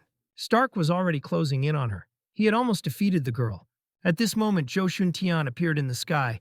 Lightning flashed around him. He took Ching Meng in his arms. The guy said that Stark should go to hell. Ching Meng didn't expect to see him. She was embarrassed. Zhou Shuntian used his power. He directed a stream of energy at Stark. The latter screamed in agony. Ching Meng recognized Zhou Shuntian. She was surprised that the guy had become so strong. Zhou Shuntian landed. He asked if the girl was okay. She was fine, but she didn't understand how the guy got here. Zhou Shuntian said it was a long story and asked if the girl still had any talismans. She still has a few. Stark had the ability to regenerate. Zhou Shuntian's trick had absorbed all the energy attached to him. The talisman would help finish him off. Ching Meng had agreed to use the talisman. She was going to send Stark to the point of no return. The girl used the Taoist talisman on Stark's body. A loud explosion was heard. Zhou Shuntian thought that this should be enough for Stark not to survive. Ching Meng thanked the guy for saving her. Zhou Shuntian said that there was no need for gratitude because the girl had also saved him once. He asked why they were always meeting in the forest. Ching Meng replied that she lived in a Taoist temple and invited the guy home. Zhou Shuntian agreed to the proposal and asked if she could wait for him here. Zhou Shuntian had some business to attend to. He asked to wait for the girl for a moment. At this time, the villains were meeting at the deep sea base. They watched the news. It said that recently passenger ships in the sea near the city had been frequently attacked by mutant monsters. Among them, there are many monsters above level A, and the Hero Association sent Nian Dongquai to lead a team to deal with them. The girl with the glasses thought it was a great job, and the next step was to wait for these characters to get themselves to the door. The man with the horns asked if what the girl sent worked. She replied that, of course it works, and S-class heroes shouldn't be killed. They will extract superpowers from them. The man with the horns replied that he would let them live. The girl had to leave. She would return in a few days to check the results. At this time, Qianlan had already woken up. Zhou Shuntian saw the girl and asked if her wounds had healed. She thanked the guy for not only saving more, but also completing the mission for her. Zhou Shuntian scratched behind his head and asked how the girl knew all this. Her steel dog wrote down everything. Qianlan asked if the guy was a newly recruited hero of the Heroic Association. The boy smiled and said that he was only 16 years old and attended a superpower school in Mihai City. Sanglan was very surprised by this. How did the guy manage to kill a wanted S-class criminal? She asked if the guy wanted to join their association. Zhou Shuntian asked her to keep the secret. The guy would still want to study at the superpower school. Zhou Shuntian's true strength is only at sea level, and if he joins the Heroic Association, they will reveal it in a minute. The girl introduced herself and gave the guy some kind of device. With it, Zhou Shuntian can always contact the girl. Qianlan left with her pet and said goodbye to Zhou Shuntian. She told him to go back to her girlfriend. Zhou Shuntian smirked. After all, he didn't even know the girl's name. Zhou Shuntian returned to Ching Meng. The girl introduced herself. I asked what Zhou Shuntian's name was. He also gave his name. Ching Meng asked what Zhou Shuntian was doing in this place, and who was that strange person just now. The guy replied that it was a long story. The boys came to the Taoist temple on Mount Wudang to visit Qingmeng. Zhou Shuntian couldn't see this temple from the outside. The girl said that protective talismans surround her house and are not visible to most people. Guy asked Siwan Mu why the energy of the Taoist talismans resembled the immortality technique he had learned. The girl replied that the talisman system was part of the immortal technique. She also noticed that Ching Meng didn't know any techniques.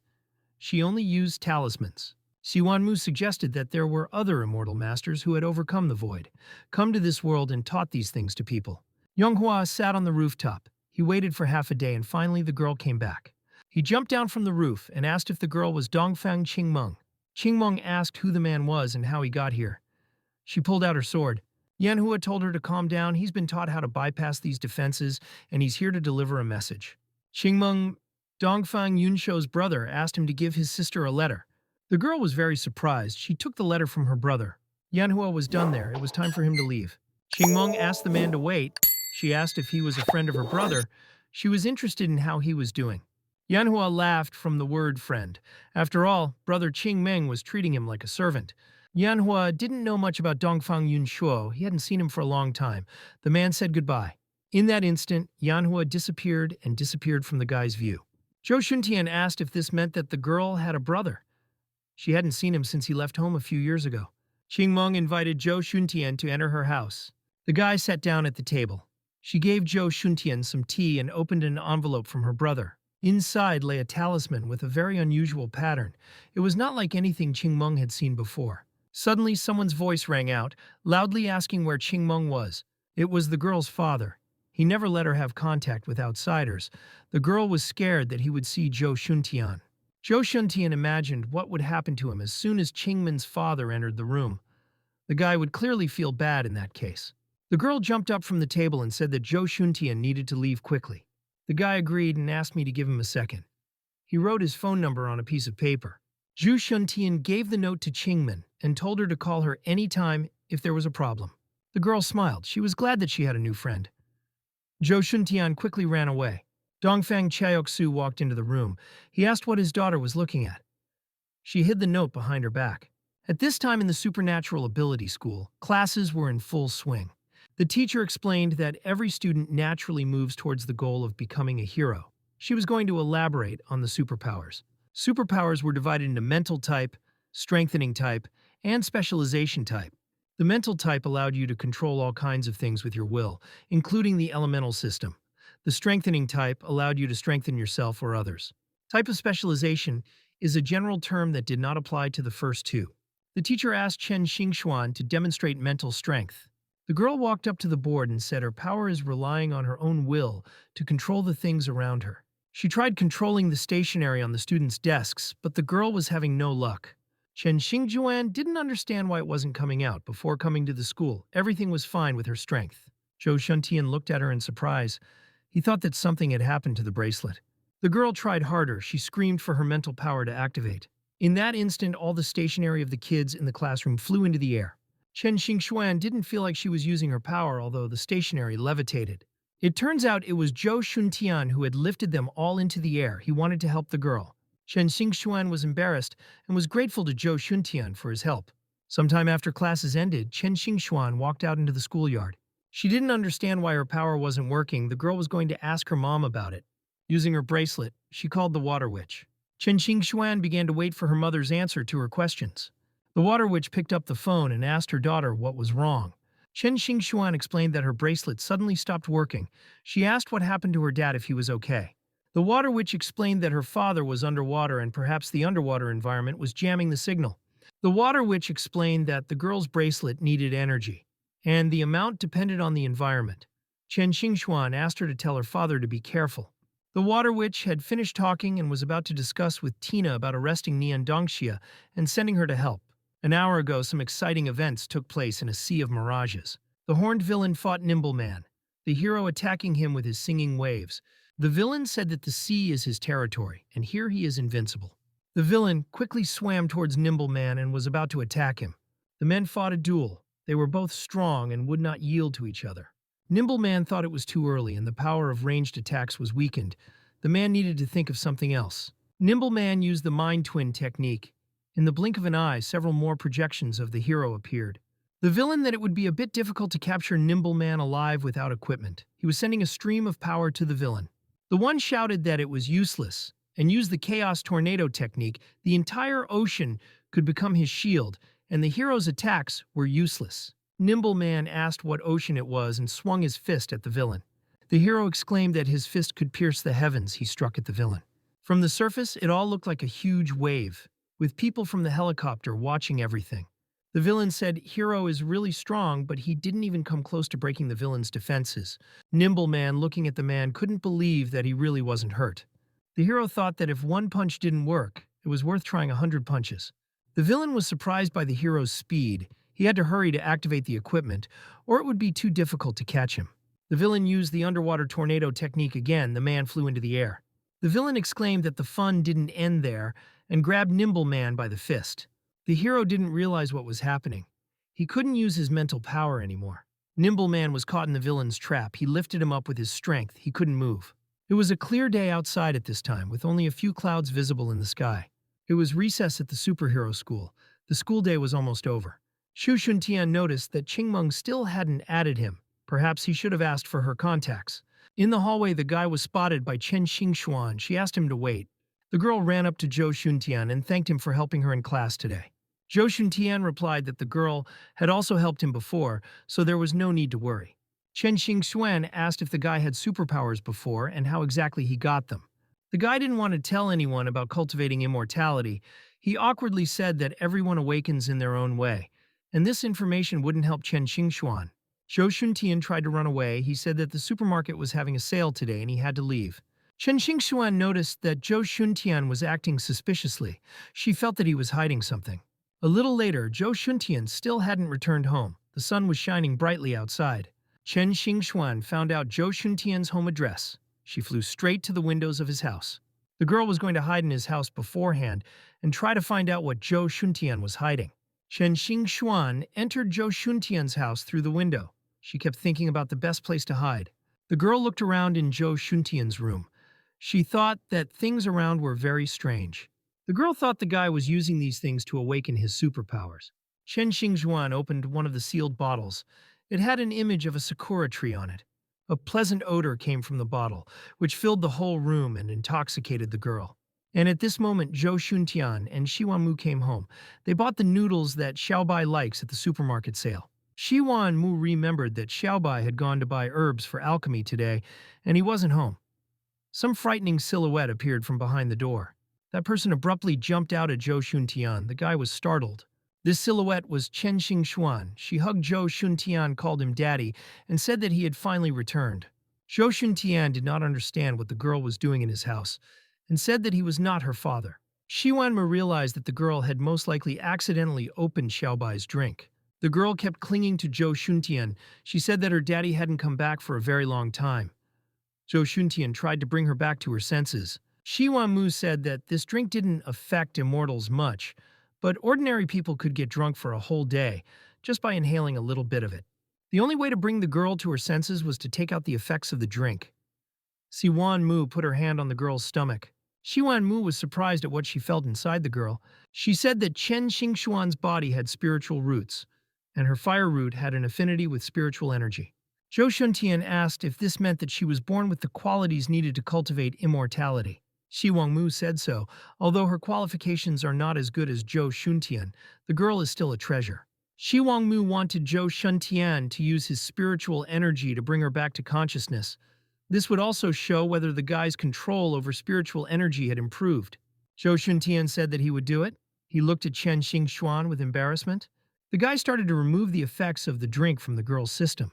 Xiwanmu said that she had also been watching the girl for a while. She is not a bad person. When she wakes up, Zhou Shuntian should have told her about immortality cultivation. The process was not a quick one. Zhou Shuntian had been draining the effects of the drink out of the girl for a while. A few more minutes passed. The girl still hadn't left the guy's apartment. Zhou Shuntian, as promised, told Chen Xingxuan everything about cultivating immortality. The girl was surprised that there was such a thing as immortal power in addition to superpowers.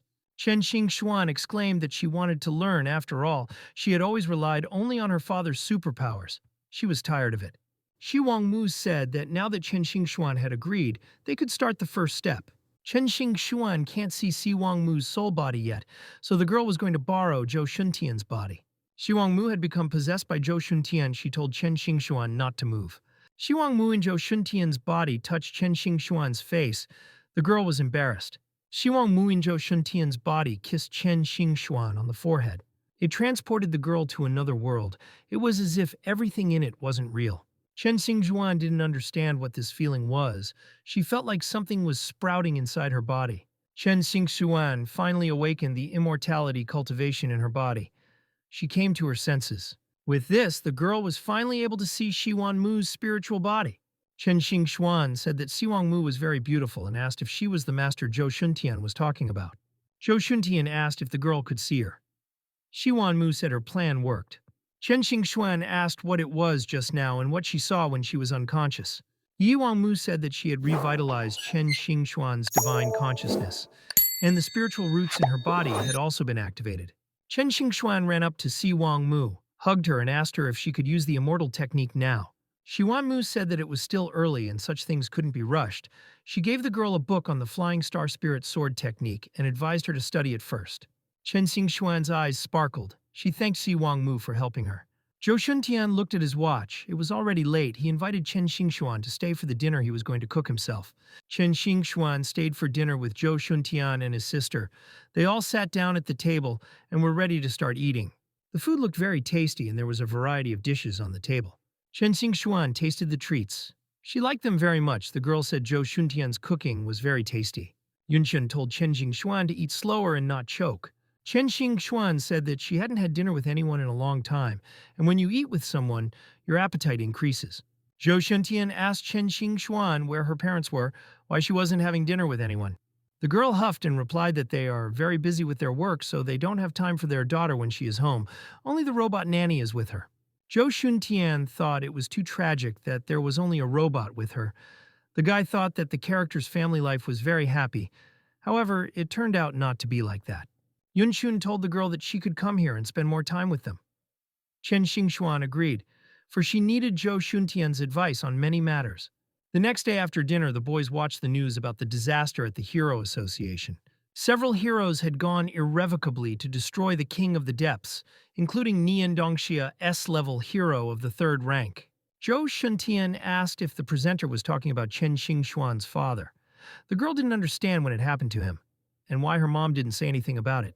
Chen Xingxuan replied that the Hero Association was knowledgeable and they would find a way to solve the problem. The girl turned off the TV. Zhou Shuntian and Chen Xingxuan were practicing cultivation, with Shi Wangmu watching their progress. The girl was very worried about something. She didn't have her face on because of the excitement. Shi Wanmei noticed this. She told Chen Xingxuan not to get distracted. After all, she must concentrate. Chen Xingxuan asked how long it would take to enter the Qi cultivation stage, and if she could take one of the pills to speed up the process. Shi Wanmei told the girl not to try to take a shortcut. The pills have a side effect. The consumption of spiritual energy is doubled. Chen Xingxuan understood everything. Zhou Shuntian was surprised by this information. He asked why Shi Wanmu didn't tell him this before. Shi Wanmu replied that this side effect was not that important, and it would automatically disappear after the guys built their foundation. Zhou Shuntian and Chen Xingxuan continued to cultivate immortality in their room. At that moment, Xiaobai teleported into the room. He was carrying a huge backpack on his shoulders. Shi Wanmu asked if he had found all the ingredients. The man replied that he had found all the ingredients and that an elixir capable of increasing spiritual energy levels would soon be made. The last ingredient was wind lingji. It was also obtained by Xiaobai. Xiaobai noticed Chen Xingxuan. He asked who this girl was. Shi Wanmu replied that it was her new student. The girl asked if Xiaobai had any magical treasures to give to the girl for protection. Xiaobai lied that he didn't have anything. He needed those magic treasures to steal the herbs, so he couldn't give them away. Shi Wanmu pinched the man's cheek and said that he couldn't hide anything from her. She demanded the magical treasure. Xiaobai gave away the invisibility jade. It can be used to hide one's form. It is very useful for escaping in case of danger. The girl thanked Xiaobai. She thought that with this treasure, she had a chance to save her father. The girl stayed late at Zhou Shuntian's house. She got up on her board and rushed home.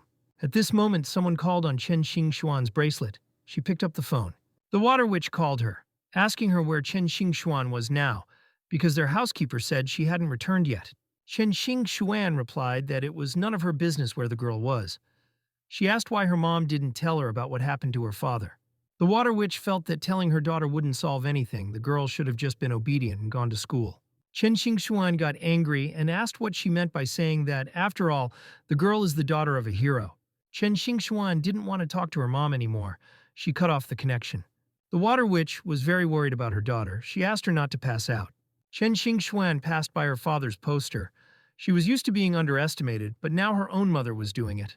Chen Xingxuan felt that she had to prove to everyone what she could do. She took out an invisibility jade. Daughter of a hero was a label that had been hung on Chen Xingxuan since birth. From a young age, she was raised with high expectations. She was expected to be better than the average person in every way. Although Chen Xingxuan had always tried to prove herself, she had never been able to live up to everyone's expectations. Now even her superpowers are suddenly gone, and she can only rely on her father's superpowers every day, which were encased in her bracelet. Chen Xingxuan didn't want to live under the sign of her parents' fame. With her newfound immortal skills, she was going to save her father. Chen Xingxuan boarded the submarine. She had spent a month learning to drive in the previous summer vacation. The submarine dived deep into the ocean. The girl was determined to find her father. Under the water was a secure base of villains who kidnapped Nimbleman. The horned villain slept peacefully in his pajamas in his bed. Chen Xingxuan was on the submarine. She finally spotted the underwater base on her monitor. Chen Xingxuan was going to carry out her operation in style. She pressed the big red button. Several underwater bombs flew out of the submarine. They headed towards the base. The submarine bombs reached their target. They exploded but did not breach the barrier. The base staff thought it was an enemy attack. All the guards ran out and rallied to fight back the attackers. Also, the power instability needed to be fixed. The guards didn't understand how dare such a small ship attack their base. The entire squad moved toward the submarine. Chen Xuan at this time used the jade to get inside. She became invisible and sailed past the guards. Chen Xuan swam to the protective barrier. It had weakened and would not be able to stop the attack. Chen Xuan didn't understand why such a weak barrier was needed. Chen Xuan was going to infiltrate inside the base to deal with the villains. The girl easily defeated the two guards that stood in her way. She didn't realize where exactly Nimbleman was being held. This base turned out to be surprisingly large. Fortunately, Chen Xuan got their information. Her father should have been on this floor. The girl looked at the map of the building. Chen Xuan opened the door to the room where Nimbleman was to be kept. Chen Xuan saw her father tied to a huge holographic wall. He was unconscious. The girl was very frightened to see her father in such a state. She wanted to save him. Chen Xuan used the airblade technique to rescue her father from the barrier. The blades struck the glass behind which the hero was held, but they could not penetrate it. Chen Xuan was serious about recovering Nimbusman. She tried again and again. At that moment, a villain with horns entered the room.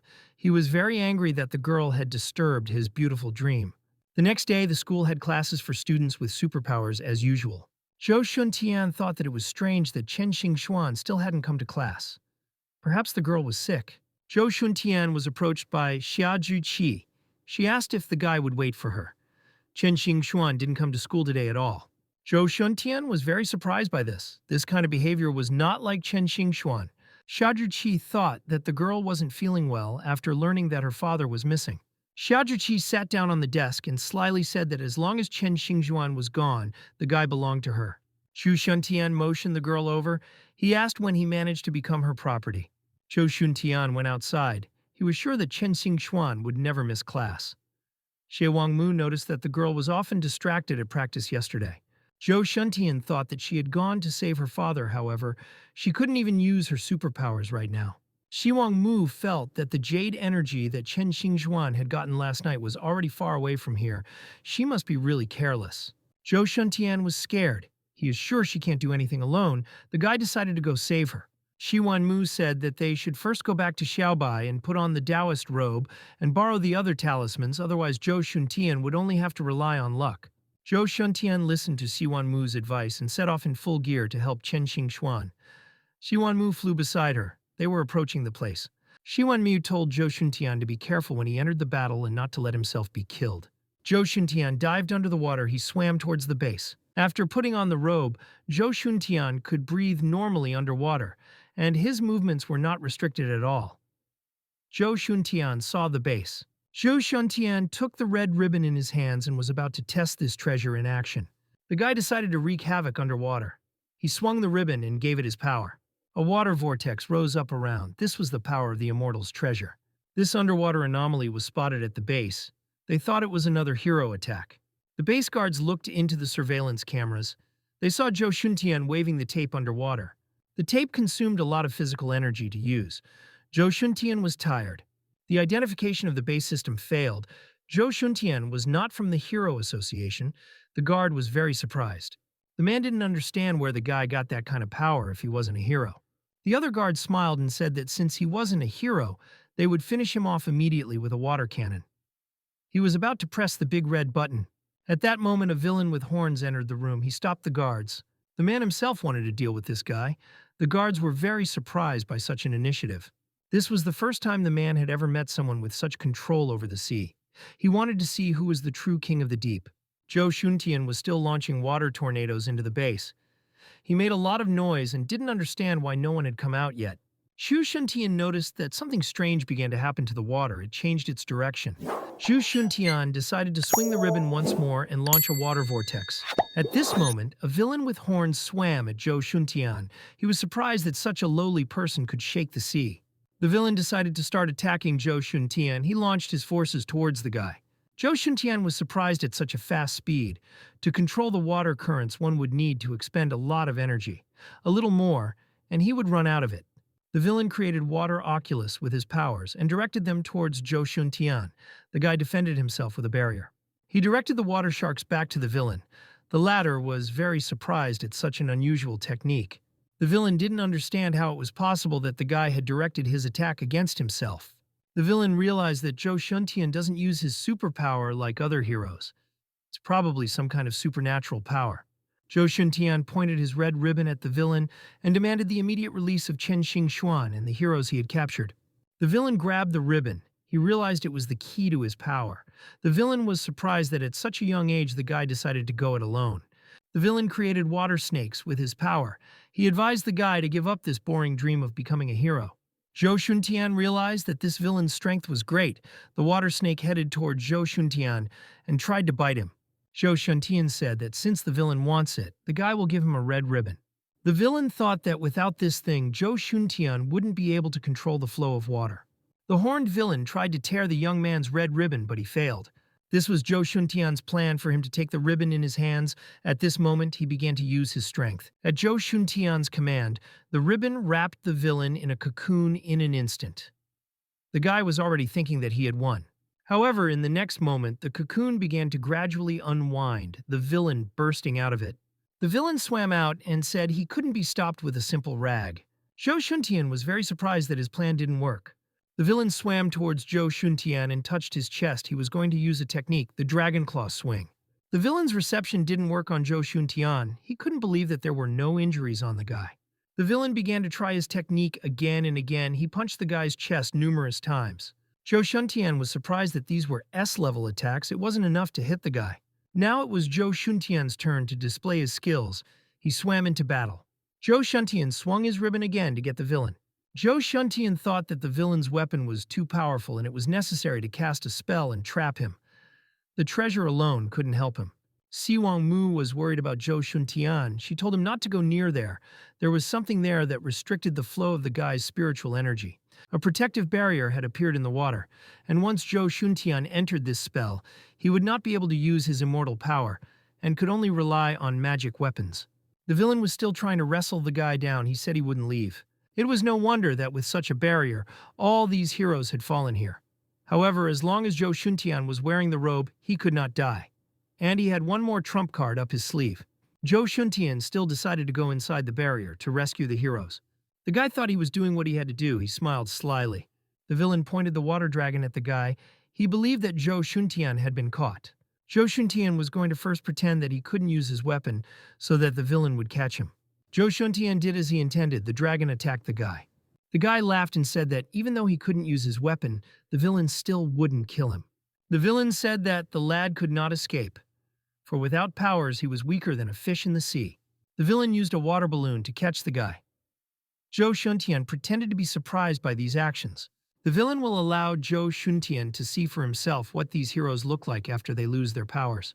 The villain grafted Zhou Shuntian into the guarded room and told him that he would stay here. Tomorrow the villain was going to show the kid how these heroes lose their superpowers. 5 minutes later, the outside of the room was empty. The guy was going to turn this base upside down. It's time to use the magic bracelet to get out of there. Zhou Shuntian threw the bracelet into the air and told it to open. The bracelet went off in a flash, and a passage opened in the wall. Zhou Shuntian stepped into the portal in the wall. He looked around and thought that this was a good thing. Zhou Shuntian threw the bracelet into the wall of another room again. He was looking for his friend. However, there was no one in this room either. He wondered where Chen Xingxuan was. There were 2 heroes sitting on the first floor. In room A, they realized that something was blocking their abilities. One of them was S-class hero Shi Miao. His sister was an S-class hero, Sai Ren. The girl thought that without abilities, they wouldn't be able to get out of there. The girl was very upset that she hasn't aired in days and she might lose her fans. Zhou Shuntian kept trying to find Chen Xingxuan. He applied the bracelet on one of the walls. Zhou Shuntian saw these 2 heroes in this room. He thought that they were ordinary people and was going to rescue them later. Zhou Shuntian only had one room left to check. It was the largest. He threw the bracelet at the wall of the room. Behind it hung Nian Dongxia, tied to the wall. Nimbleman also saw the guy in the wall. The man was still alive. Zhou Shuntian was very excited. He had finally found what he was looking for. The hero woke up. He asked who the guy was, if the Hero Association had sent him to save the man. Zhou Shuntian replied that he was Chen Xingxuan's classmate, and he was here to rescue Nian Dongxia. The man wasn't feeling well. He interrogated the guy about who he was, if this was his superpower. Zhou Shuntian replied that it was. He asked if Nimbleman knew where Chen Xingxuan was being held. The hero was pissed. He didn't know his daughter was here too. He was going to get out of this trap and make them pay. Zhou Shuntian was going to help him. He wanted to throw a bracelet at the barrier. The barrier was unusual. Zhou Shuntian couldn't break it by himself. Plus, if Nimbleman gets out, it will cause alarm.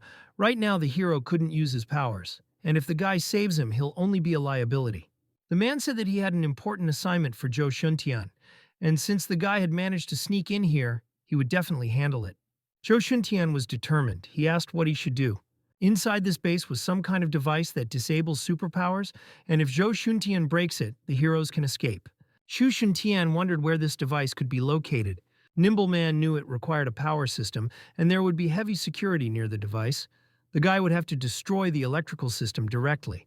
Zhou Shuntian understood everything. He went to fulfill Nimbleman's task. The guards near the unit were drunk. They were going to sneak in and have a good time. The guards thought that one of the heroes was a popular woman, and she was much better than the girl their boss caught last night. Drunken guards walked into Siren's cell and beckoned the girl to go have fun with them. Siren was very angry. She wasn't going to go with these men. The guard said that now without her powers, she was just a weak woman and couldn't resist them. Shimiao stood up for his sister. He said that he would not let these animals harm her. One of the guards kicked the guy. Shimiao flew aside. The guard said they should have fun with an S-level heroine today. It's a delicacy. The other guards agreed with him. They looked at the girl with a smile.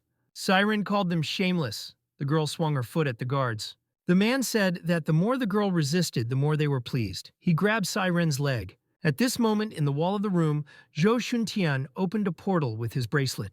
He flew over to the guard and punched him in the face. He flew off to the side. Zhou Shuntian asked if it was normal for a security guard to abuse a mother like that in front of her child. Siren became very angry upon hearing these words from Zhou Shuntian. She screamed and asked who the guy called mother. Was she really that old? Her brother asked the girl to calm down. Zhou Shuntian said that time is precious and we need to deal with this group of guards first.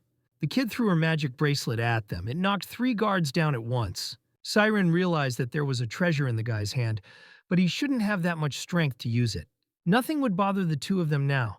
Zhou Shuntian had created a new communication channel where they would always be able to contact the guy. Zhou Shuntian gave the girl a walkie-talkie. She thanked the guy and asked if he was a member of the Heroes Association. Zhou Shuntian replied that he was just a student who happened to be passing by. The guy had other things to do and had to go. Zhou Shuntian opened a portal in the door with a magic bracelet and dived in. The portal in the door was already closing. Siren was very surprised that Zhou Shuntian just left like that. All the actions of the guys were broadcast on the cameras of the underwater base. The guards had to see that the 2 heroes had escaped and Zhou Shuntian had helped them. However, there was a security guard asleep at the camera control panel, and he was not watching what was going on. Another man came into the room with the cameras. He saw that his colleague was not performing his duties. The man punched the guard in the head and asked who allowed him to sleep on the job, because none of these heroes should escape. The guard saluted the man. The man walked over to the camera screens and looked at them. On one of the screens, the man spotted Zhou Shuntian sitting around the corner. He didn't understand how Zhou Shuntian had managed to escape from the cell. The man was going to check it out. He told the guard to raise the alarm and report it to the boss immediately. Above the young man hung a camera that showed all of his actions on the guard's screen. The other 2 caretakers were chatting amongst themselves. They were bored and wanted to go have some fun. Zhou Shuntian finally found which room to go to. It was right behind those 2 guards. At this moment, the alarm in the entire base suddenly went up. Everything around was glowing red. Zhou Shuntian was surprised. The guards noticed the guy. They had automatic rifles in their hands and ran towards him in a flash. The guards noticed the guy. They had automatic rifles in their hands and ran towards him in a flash. Zhou Shuntian thought that there was nothing wrong with it. After all, he was strong. The guy threw his magic bracelet at them. The bracelet knocked down one of the guards. He flew away from the guy. Zhou Shuntian rejoiced. He used the same technique again and threw the bracelet at the second guard. The man screamed in pain, the bracelet hitting him right on his torso.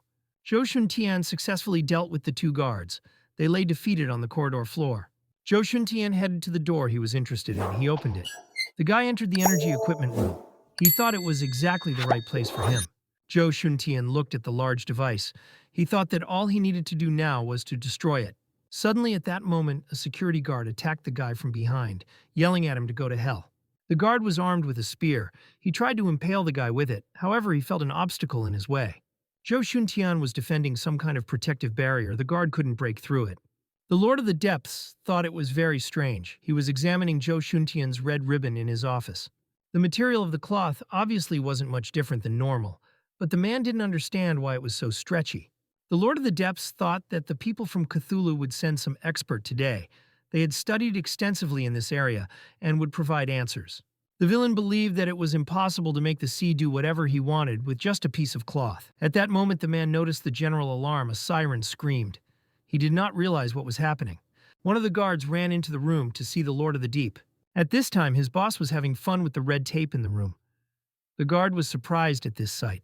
The Lord of the Depths, relieved, he asked what was the matter and what had happened. The guard said with a frightened look that the child who had been seized had escaped. The villain was very angry. According to him, this guy couldn't even use his superpowers, so how could he escape? The Lord of the Depths told all the soldiers to stay in their places. He was personally going to check everything. The man walked down the hallway, angry. He couldn't believe this guy went to the power equipment room. Maybe he knows the secret of this place. The man thought that if the heroes ran away, Cthulhu's men would skin him, so he should stop Zhou Shuntian.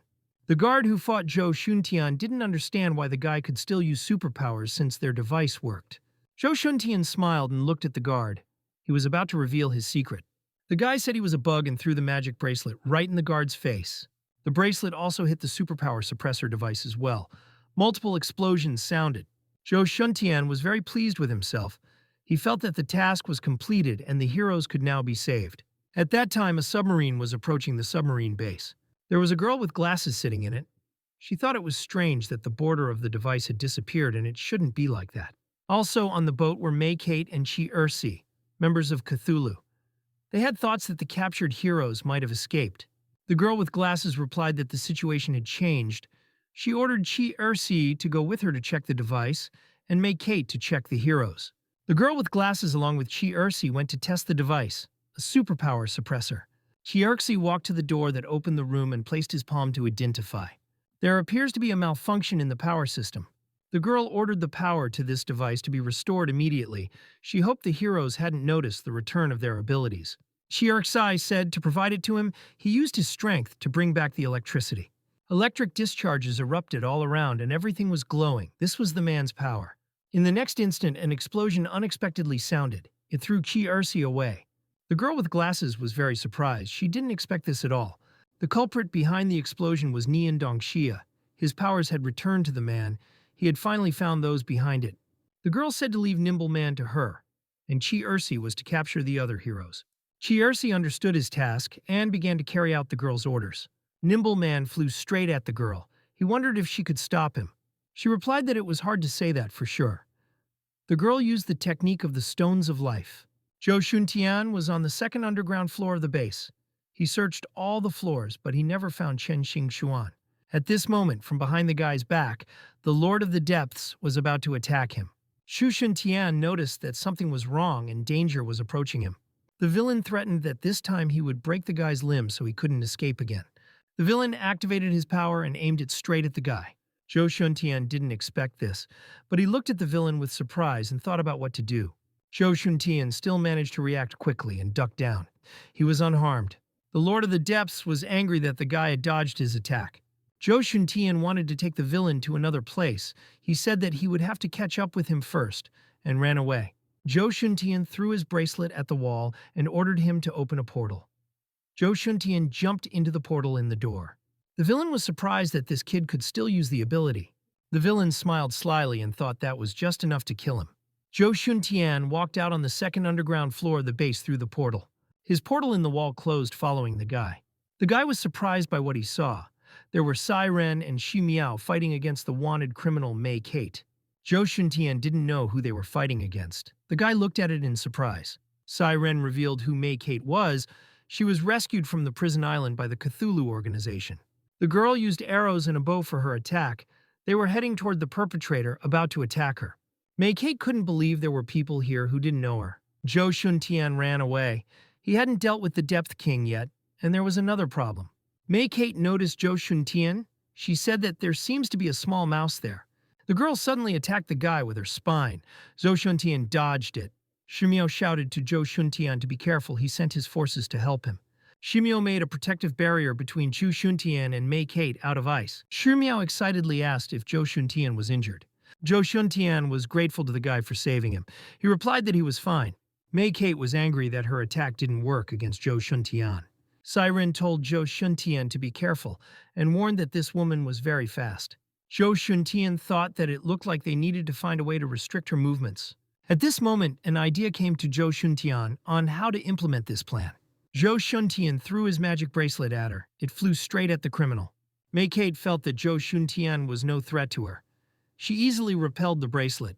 However, she didn't realize what this magical device was capable of. The girl wondered.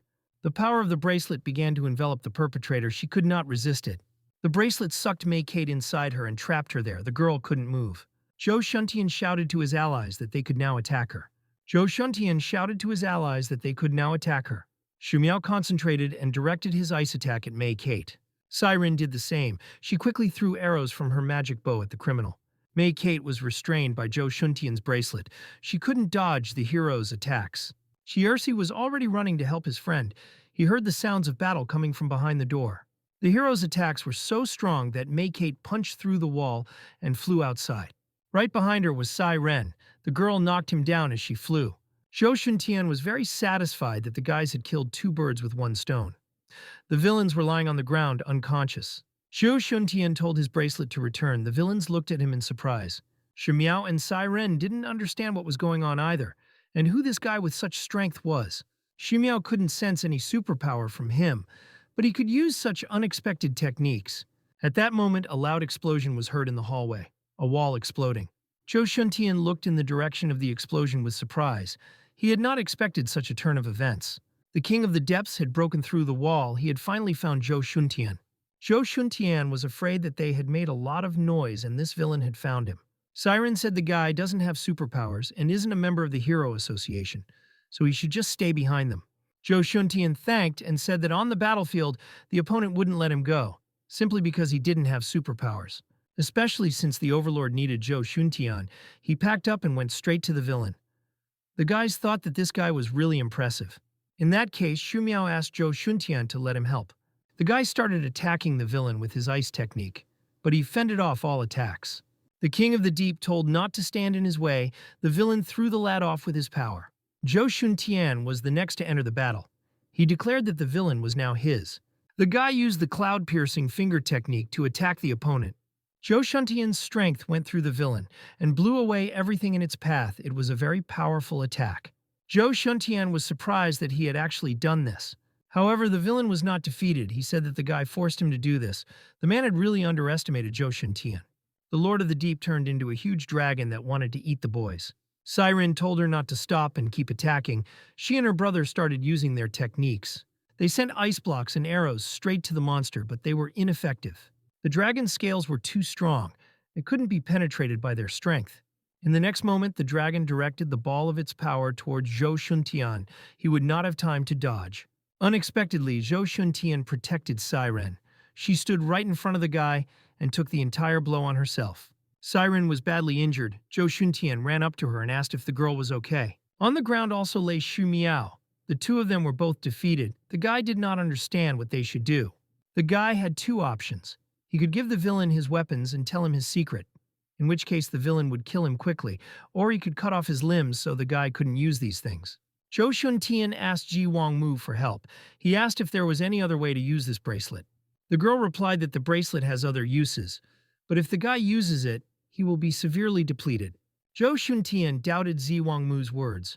He didn't want to lose to his opponent, and decided to use the bracelet after all.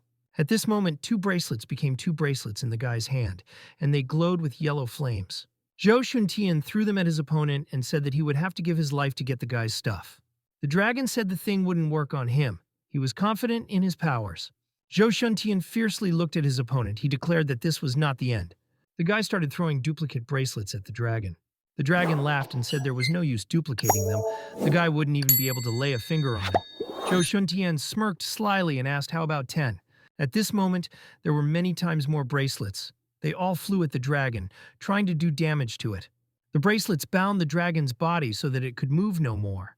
Zhou Shuntian applied a lot of strength and energy to overpower his opponent. The guy was exhausted. The bracelets were squeezing the dragon's body harder and harder. The one asked Zhou Shuntian to stop.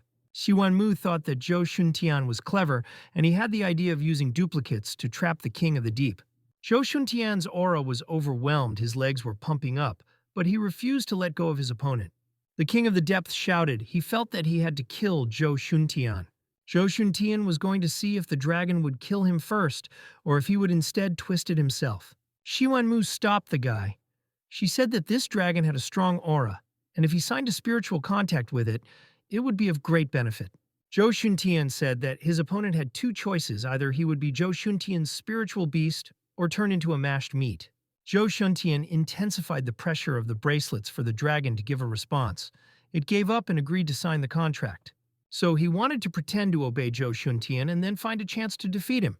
The boy set about using his power to make a contract with the king of the deep. Everything around him began to flicker yellow. The contract began to be signed. Zhou Shuntian had completely subdued the king of the depths. He had saddled him and was very happy about it. At that moment, an explosion sounded in the door of the room. Someone had blown it off. It was Nimbleman, carrying the girl with glasses he had defeated in the previous battle on his shoulder. Zhou Shuntian was very happy that Nian Dongxia was fine. Nimbleman moved the other men to safety. He thanked the guy for his work. He was going to take all the villains to their headquarters. Zhou Shuntian was very happy that everything ended well. He thought that the man was worthy of being his idol. Suddenly, something whizzed by Nimbleman's side.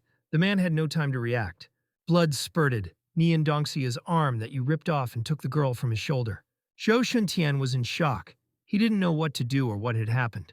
The guys were attacked by a girl with a heart in her eye. She said she didn't want to open her hand, but the S-class hero turned out to be fragile.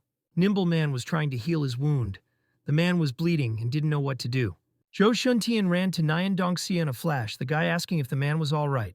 Nimbleman shouted at Zhou Shuntian to stay back. This woman was very strong. The woman was smiling slyly. She was holding an unconscious girl with glasses on her shoulder. Nimbleman was surprised that she was able to appear behind his back unnoticed. The other heroes were injured. The guys needed to finish this fight as soon as possible. Nimbleman began to attack the woman with his surviving arm. He created a vortex. The woman attacked the hero back, yellow energy emerging from her hands. She absorbed Nimbleman's energy. The woman had the ability to control magma. Thus, the woman defeated Nimbleman. She said the first hero is ready. The woman put the girl with glasses on the floor. She was still unconscious. The woman angrily said that there were still two heroes left. She walked up to Xu Miao and was about to massacre him. However, her attack was repelled by someone. A glowing power appeared. The girl was surprised. Zhou Shuntian entered the battle with her. He told her not to dare to do so. Behind him stood the king of the depths. Zhou Shuntian angrily shouted that it was now his turn. He was determined to win this battle. The woman laughed. She didn't understand how a helpless rat like the guy ended up here. Zhou Shuntian told his dragon, Xiao Hai, to save these two, and he would find a way to save Nian Dongxia. The dragon obeyed its master. It roared loudly and sprang into action. The dragon took Siren in its jaws and tried to carry her to safety. He shouted to the bad woman to go to hell. The huge paws of the dragon from above were approaching the woman. She started attacking the dragon with magma and said that the pawn should do as it was ordered. The magma was very hot. The dragon screamed in pain as the woman scorched it.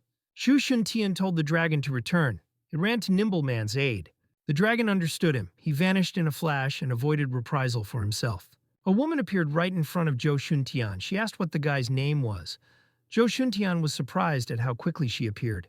The woman said the guy's eyes reminded her of a couple surnamed Zhou whom she killed 10 years ago. She threw their bodies into the car like garbage. It was as if the guy was electrocuted. He was stunned and remembered the events of 10 years ago. All this time, the kid thought his parents had died because of a car accident. But in fact, Cthulhu's people, in particular this woman, are to blame for their deaths. Zhou Shuntian became furious. He said that the woman had better clarify what she said. The woman moved behind the guy's back in a flash. She leaned over to him and asked him what would happen if she didn't.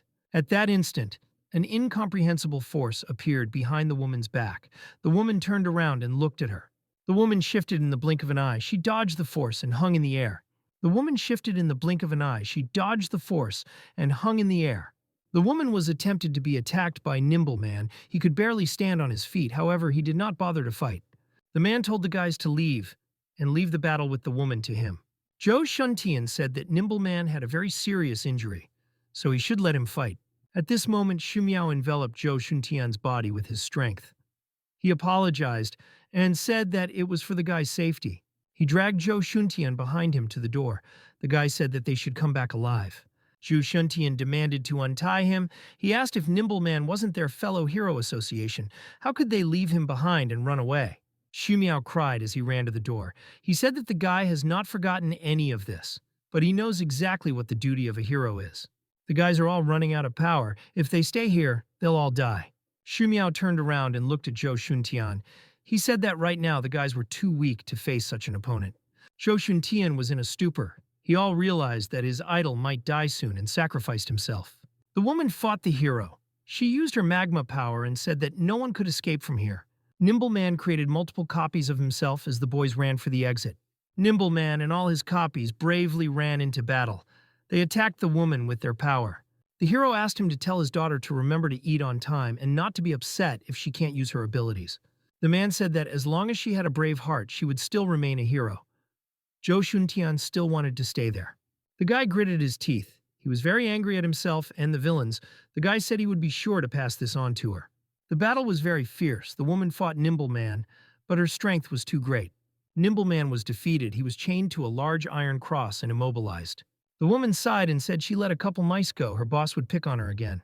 Evening came. The boys were now safely on the ground. News was breaking about the hero's kidnapping incident that had been going on for many days. The Hero Association sent reinforcements and destroyed the deep sea base. The announcer said that, with the exception of Nian Dongxia, everyone had been successfully rescued. Zhou Shuntian listened to the news together with her sister. Yunqiu placed her brother's peeled apple on the nightstand next to the bed. Zhou Shuntian hadn't uttered a word since he returned and continued to be in this state. The girl was very worried about his condition. Zhou Shuntian kept thinking about Nian Dongxia. He couldn't come to his senses. Zhou Shuntian kept replaying moments from the past, Nimbleman's noble sacrifice in his mind. Zhou Shuntian thought he was too weak and blamed himself for abandoning the hero. Shiwanmu asked if Zhou Shuntian was going to be discouraged like this forever. The guy replied that ever since he started learning the immortal technique, he had discovered that it was more powerful than superpowers. The boy thought there was nothing in the world he couldn't achieve. He never thought about his own limitations. Zhou Shuntian felt that if he continued to be reckless like before, he wouldn't be able to protect anyone. Zhou Shuntian asked Shiwanmu to teach him how to become stronger. The guy was determined. Zhou Shuntian came to Chen Xingxuan's room and gave her her father's last words. Chen Xingxuan replied that her father is really a fool and really likes to show off. Zhou Shuntian said that there are so many great heroes in the association, and they will find a way to save her father. Chen Xingxuan said that there was no need to comfort her. She was going to rest and asked to be left alone. As soon as Zhou Shuntian walked out, the girl clutched her plaid in her hands. She clearly wasn't fine. The girl was very afraid and worried about her father.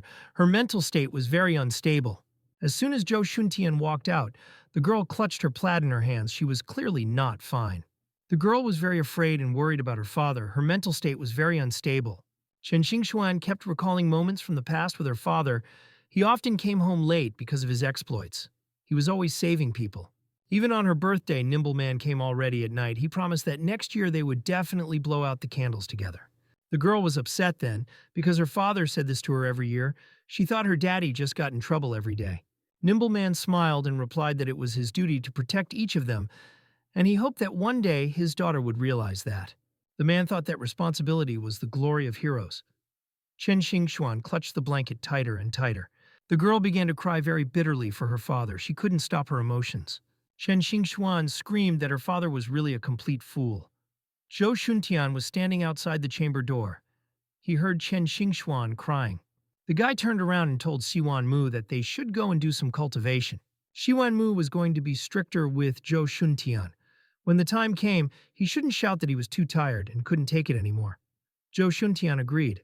The guy was very angry and decided to destroy Cthulhu once and for all. Zhou Shuntian and her mentor returned home together. She asked why the guy was slowing down. He shouldn't have stopped. At this time, the guys were practicing. Zhou Shuntian was doing push-ups while Shiwanmu was sitting on him. Zhou Shuntian said that his mentor was too heavy. The girl didn't think so. Shiwanmu was forcing the guy to train under super high pressure these days. The girl couldn't believe that the young man could bear it. The girl told Zhou Shuntian to stand up. She was going to teach him something. Shiwanmu snapped her fingers. They were in her spirit world and flew upwards. The girl was going to teach Zhou Shuntian a unique secret technique, the tactical immortal technique. Zhou Shuntian didn't know what it was. One use of this technique was that one relies on a spiritual contract to translate the powers of the imprisoned beast into a spiritual power that the guy can use within himself. However, there is a limit to signing a contract with his current development, and the more contacts signed, the harder it will be for a guy to hold back, and they will just tear it up. The second use is direct absorption. The stronger the object the guy absorbs, the more spiritual power he will gain.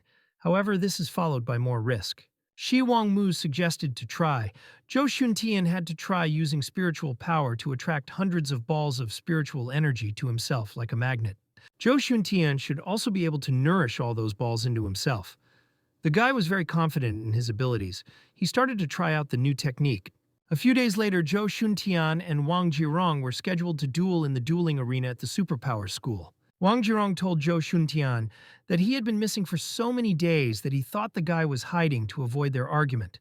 Zhou Shuntian apologized and said that it was very difficult to remember the garbage. Wang Jirong should have stopped talking nonsense and started to act. Wang Jirong said that in such a case, the guy would cry out in fear. He had studied hard in the past few days and fully utilized his money power to defeat Zhou Shuntian. Wang Jirong's ability allowed him to summon a powerful ghost beast of equal strength at the cost of money. His budget for today was 100 million. The young man summoned a huge monster. This was the first time his subordinates had seen the boss summon this thing. They couldn't even imagine how much it cost to control it. This beast was immune to physical attacks. Wang Jirong's monster struck the ground with all his might. Zhou Shuntian managed to recoil. The guy was trying to dodge the monster's repeated attacks. The guy was pounding the ground with his fists. Zhou Shuntian tried to defend himself. The monster attacked straight at the guy's forehead and was very powerful. Wang Jirong told the guy that he shouldn't just run away. It was better to start fighting. Zhou Shuntian realized that this guy was too tough and it was impossible to use an immortal technique to absorb him directly. In that case, Zhou Shuntian was going to first cut the monster into pieces and then devour it. Zhou Shuntian used his immortal technique to chop the monster into pieces. He chopped off its arms. Wang Jirong was shocked at such a guy's strength. He didn't know what to do. Shi Wanmu was very pleased with Zhou Shuntian's result, for he quickly realized that the monster's weakness was in the joints. Zhou Shuntian kept chopping down the monster. He was sending out waves of his energy to hit the opponent. The monster was chopped into small pieces, its arms, body, and legs flying off. Next, Zhou Shuntian was going to use the chaotic eater technique. He created a ball of energy in his hand. The energy from Zhou Shuntian's ball headed straight towards the monster's remains and began to consume it. Wang Jirong was shocked to see Zhou Shuntian so strong. He clearly didn't expect his opponent to be so powerful. Wang Jirong only had to watch as Zhou Shuntian devoured his monster to the last bit. The guy smiled and said that it was a pleasure to fight Wang Jirong. Viewers were surprised that a transfer student who got a grade of S on the test defeated the monster. They thought his superpowers were very strong. Shi Wanmu remembered how she and her boyfriend practiced the new technique. Zhou Shuntian was in spiritual space, a ball of energy flying above him.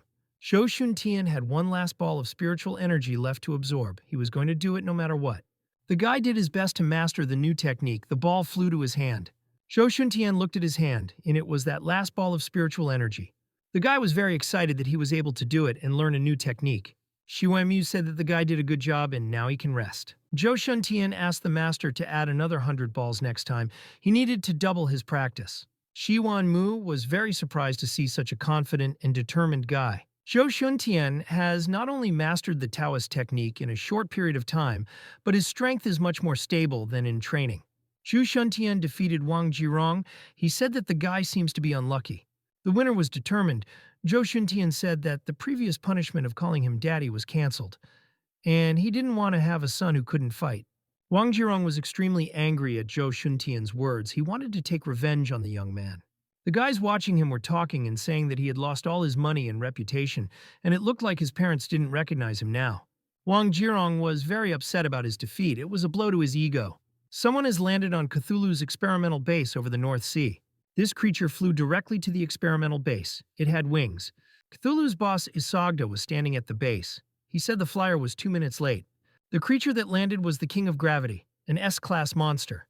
He said he was very busy. If it wasn't for Miss Mona's face, he wouldn't have even come to this place. Isagda got angry and said that the monster should know that he was never in the habit of waiting for anyone. The King of Gravity got angry and turned away from his boss. Ms. Mona suggested the monster take a look at the plan. She was sure he would be interested in seeing it. The plan was to create chaos to make Natsu Island disappear. The monster found the plan interesting. However, such a dangerous mission would cost them 3 times the normal cost. The King of Gravity believed that the chaos he would create would definitely shake the world, and then the eyes of the world would be fixed on him.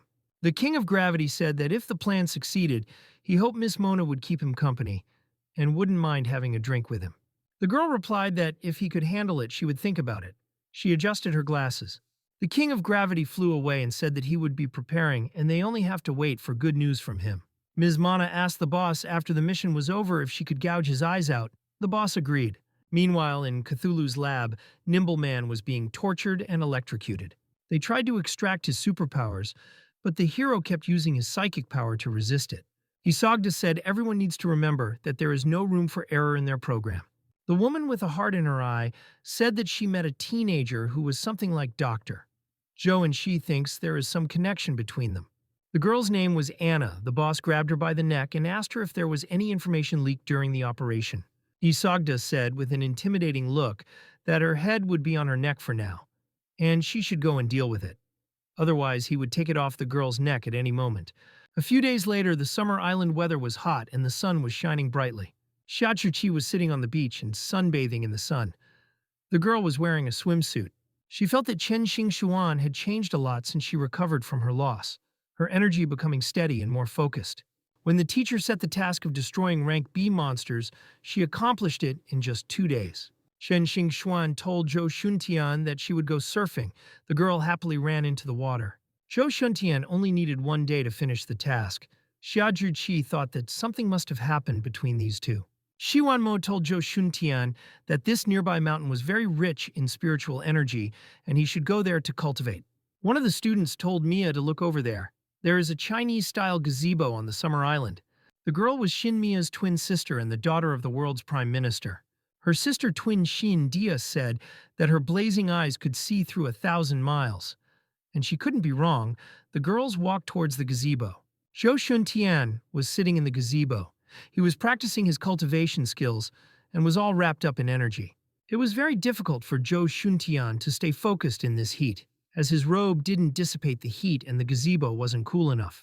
At that moment, snowflakes sprinkled from the sky. The guy was very surprised since it was summer. After another second, the whole place froze and blocks of ice appeared around the gazebo. Shindia and Shinmia were running towards the gazebo. The girls noticed the gazebo. At that moment, a storm began, waves raging on the sea, lightning flashing. Dia slipped on the ice while she was running. The girl got very scared and lost her balance. She flew straight at Zhou Shuntian. The latter shouted at her to be careful and was about to catch her. Zhou Shuntian caught Dia by the shoulder. He apologized and said he didn't touch the girl on purpose. Zhou Shuntian asked if she was okay and what kind of earthquake it was. The guy thought it was all strange. A thunderstorm raged all around. The island slowly rose from the water into the sky. Vacationers on the island did not understand what was happening. They noticed the island was rising. People were screaming for help. The King of Gravity was behind it all. He had flown to the island and was going to put his plan into action magnificently.